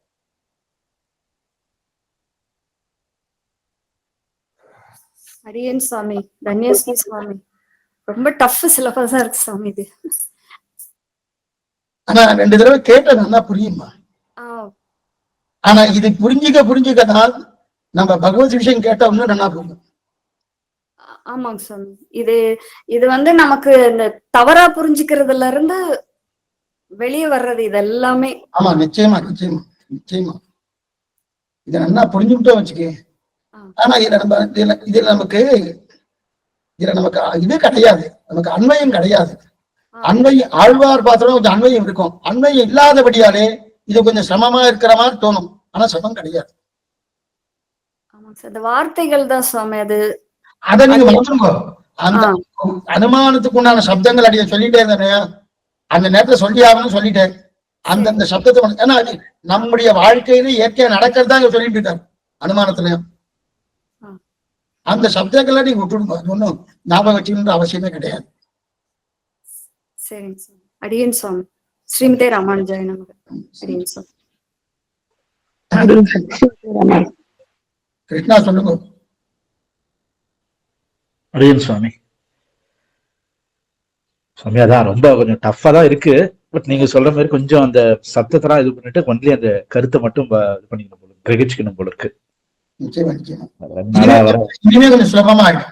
ஏன்னா முடிஞ்சிருக்கு இல்லையா? சப்தம் வந்தா கொஞ்சம் நல்லா ஆயிடும் போல இருக்கு. நம்மளுடைய சப்தம் நமக்கு தெரிஞ்ச விஷயம் இல்லையா? அதான் இனிமே முடிஞ்சிருக்கு. இன்னும் கொஞ்சம் தான் இருக்கு. முடிஞ்ச உடனே அடுத்த காலட்சத்திலேயே சப்த பிரமாணம் ஆரம்பிச்சிடலாம். இனிமே கொஞ்சம் கேட்கும் போது ஸ்ரீபாஷம் அப்ப இன்னும் இதுவே டஃபா இருக்கு. அப்ப ஸ்ரீபாஷம் எவ்வளவு டஃபா இருக்குன்னு ஒரு பயம் வருது. புரியும் போது ஆஹா இதுவே புரியுதுன்னா அப்ப ஸ்ரீபாஷம் நமக்கு புரியுன்ற அந்த சந்தோஷமும் வருது. இது எப்படி எடுத்துக்கிறதுன்னு தெரியல. இத ஒரு தடவை கேட்டுட்டு ஸ்ரீபாஷன் கேட்டாருமானா அடிப்படை இதுதான். இல்ல கொஞ்சம் வேதாந்த விஷயம் வரும்போது கொஞ்சம் இதுவா தான் சுவாமி இருக்கு. ஒரு ஆழ்வார்கள் பாசுறோம், அதோடைய இது பக்தி இதுவா பழமா இருக்கிறது, கொஞ்சம் இதுவா அழறது, ஆழ்வார்களோட அழுகை அது மாதிரி போனா நல்லா இருக்கு. இது ரொம்ப வேதாந்த பரமா இருக்கிறது அப்படியே ஒரு மாதிரி ட்ரையா இருக்கு. அது சொல்லக்கூடாதுன்னு நினைக்கிறேன். அது அபச்சாரம் அது. பட் மாதிரி ஒரு இதுவா இருக்கு. ரொம்ப கஷ்டம்தான். இருந்தாலும் இதுல ஒன்னும் சிரமங்களே கிடையாது. கொஞ்சம் நம்ம நிதானமா கொஞ்சம் நீங்க மறுபடியும் உங்களுக்கு ரெக்கார்டிங் வருமே, நீங்க கேட்டு பாருங்க. மறுபடியும் கேட்டா நம்மளுக்கு ஒரு இது வந்து ஃபர்ஸ்ட் கேக்குறோம் சுவாமி. அது இல்லாம இது திருப்பி நம்ம கேட்டாதான் அந்த இது வரும்ன்றது நல்லா புரியுது. அந்த டைம் அது ஒதுக்கி நம்ம இன்னும் 2வது வாட்டி 3வது வாட்டின்னு கேட்டாதான் அது நல்லா. ஏன்னா இப்படிதான் ஆச்சாரிய ஹிருதயமும் அப்படியே ஒரு மாதிரி அப்படி கொஞ்சம் இதுவா இருக்கு. ஆச்சாரியம் இவ்வளவு டஃபா இருக்காது. இல்ல இவ்வளவு டஃப் இல்ல. ஆனா சொல்ற மாதிரி இது ரொம்பவே டஃபா இருக்கு. ரொம்ப அதாவது ரொம்ப டஃப்னா ஒரு மாதிரி கொஞ்சம் ஒரே பாத்திலே போற மாதிரி இருக்கு. ஒரு டீவியேஷனே இல்லாம கொஞ்சம் ஜாலியா கொஞ்சம் அச்சம் சாத்தியம் ஏது மலை நெருப்பு பகை மணப்பள்ளி குளம் இதேதான் திரும்ப திரும்ப திரும்ப திரும்ப வந்துட்டே இருக்கும்.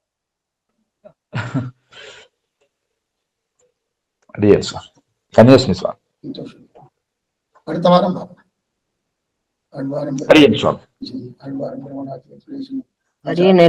ஸ்ரீமதி ராமானுஜாய நமக.